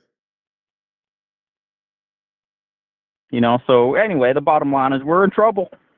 Oh, and I mean, I don't, and hey, the point man, is that people I'll think. I'll tell you this. The people who, this is the one thing, like the people who say, the world's the worst it's ever been and things are going down and all that. And the people who are, it seems like to be a trend to invest into the world ending crisis. Like the people who are I'm not saying you, I'm not saying that's you, but the people who are like buying houses and building bunkers and all this stuff, they're the fucking cheerleaders for Armageddon.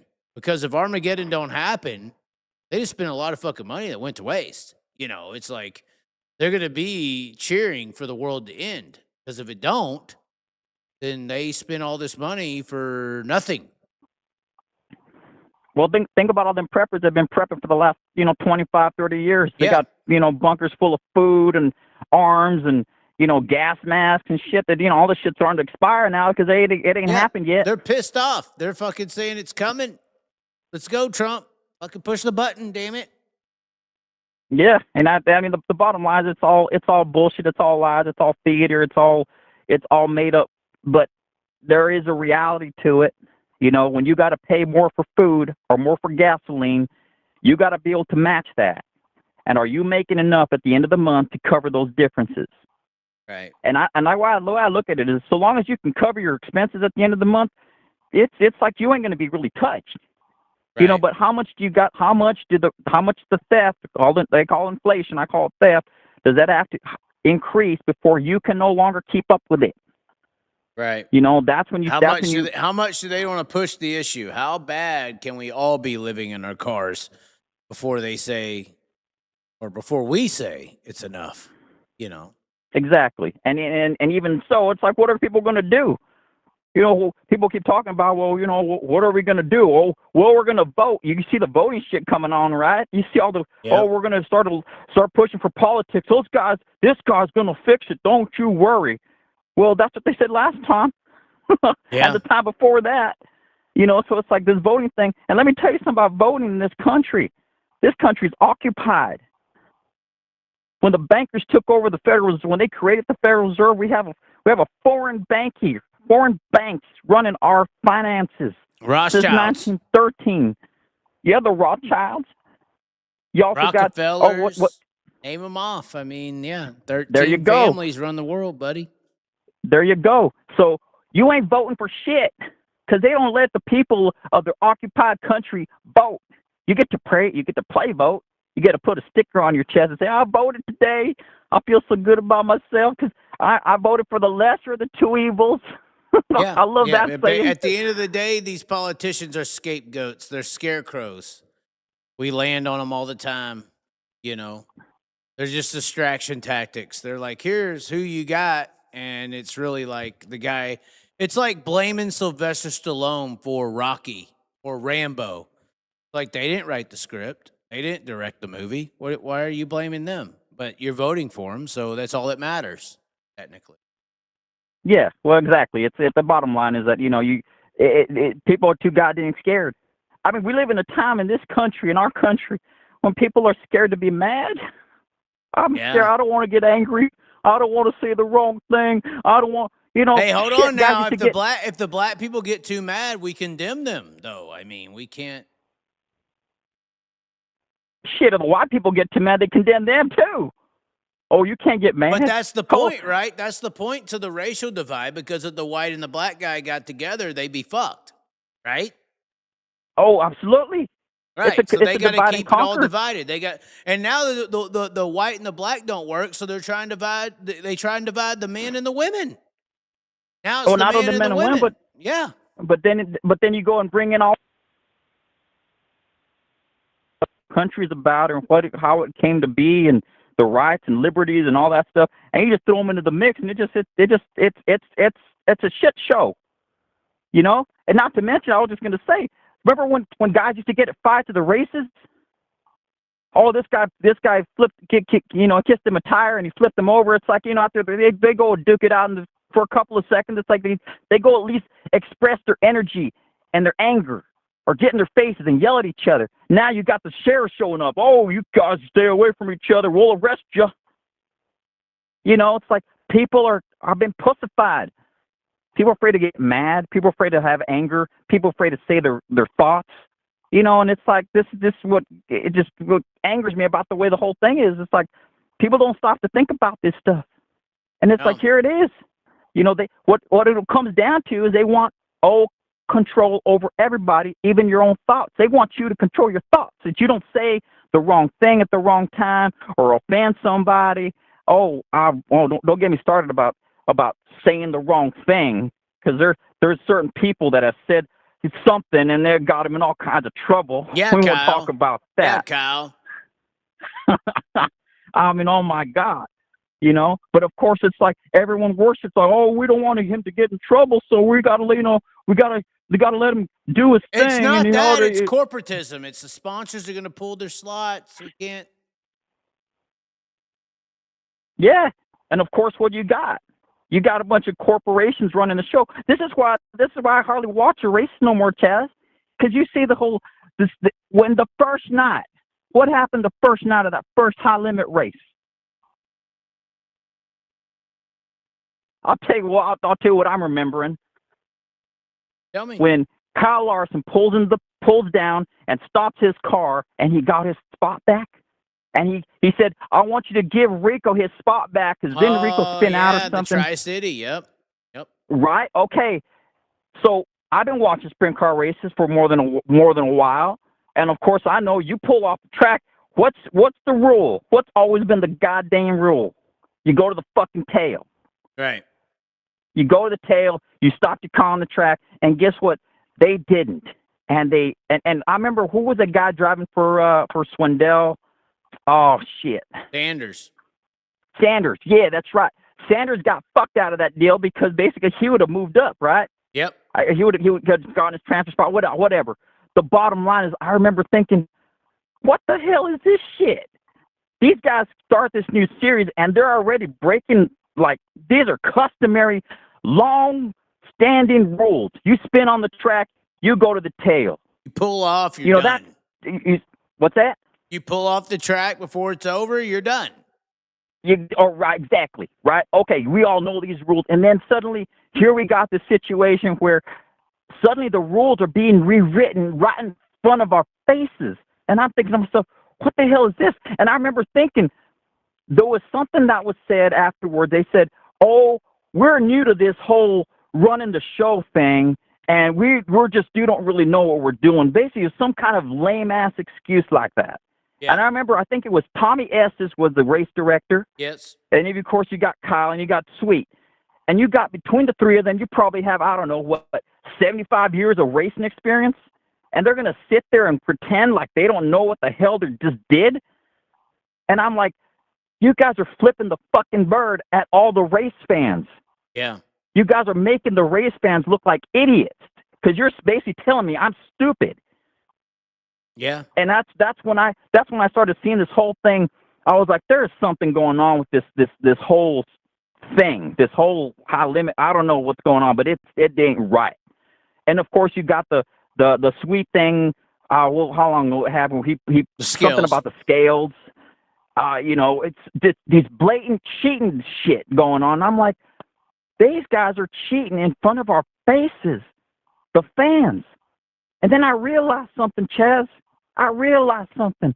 When you said the corporation thing, I realized something. Do you understand that all these corporations that sponsor these people are getting their money out of the taxpayers' wallets. See, taxpayers pay the taxes, don't they? Right, you pay your taxes. And then the corporations come along and say, well, we don't want to pay our taxes, so we're going to have all these loopholes. And we get extra money back, because this is how businesses run. Right. This is why some guys who are billionaires, they go buy yachts every year because they got to have something to write off. Well, sometimes you get these fancy people that say, oh, I like sprint car racing, or I like boat racing, or I like horse racing, whatever it is. They go spend a shitload of money on that thing because it's a tax write-off. Yeah. Right? So here you go. You taxpayers, you're also the people in the stands filling up the stands with your asses, and you guys are paying on the back end because that money you never see because your employer takes it out of your wallet before you even touch it. And then you get to go to the tracks and pay full price for a ticket, full price for beer. In some places, I think you pay parking. And then to really show your support, you go buy their trailers and buy T-shirts for, I don't know what they sell for now. I remember they used to be like $20. So I don't know what a T-shirt sells for nowadays, but I'm sure it ain't $20. So people are like, the fans, I'm like, aren't you awakened to this? These people are making a fool out of you. But oh, no, that's our boy. That's our guy. We got to support him.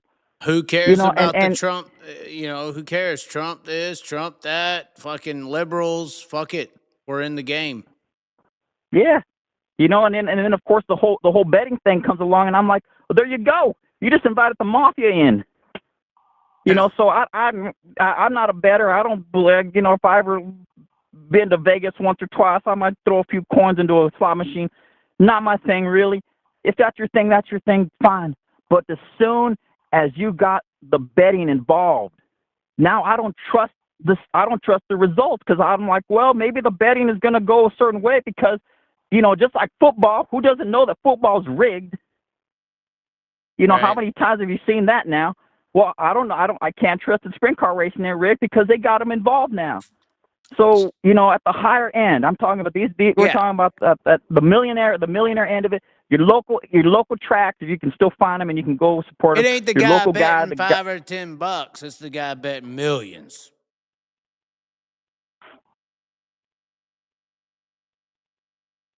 Exactly. Yeah. Okay. Well, so thanks for calling in, man. That was a good one. A little good stretch there. Yep. Well, you take care of yourself out there, and shit, man. I don't know. We'll see what happens with the world because it's interesting. If anything, it's got our attention. Definitely. Well, thank you for calling in, 405. Take care now.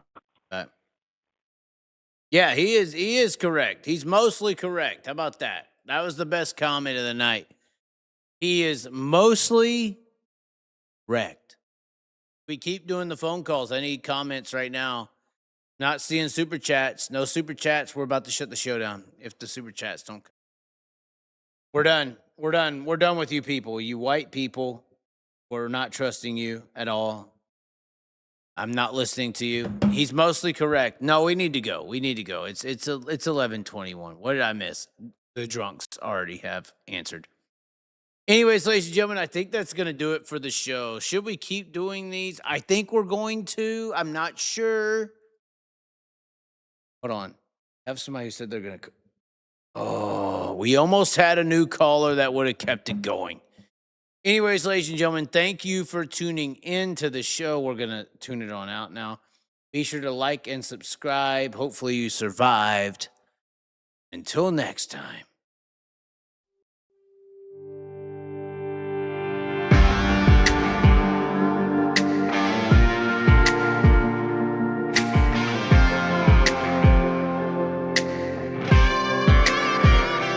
We can ride high, we can ride low. We can ride anywhere we need to go. We can ride all night up to the morning, as long as we make the show.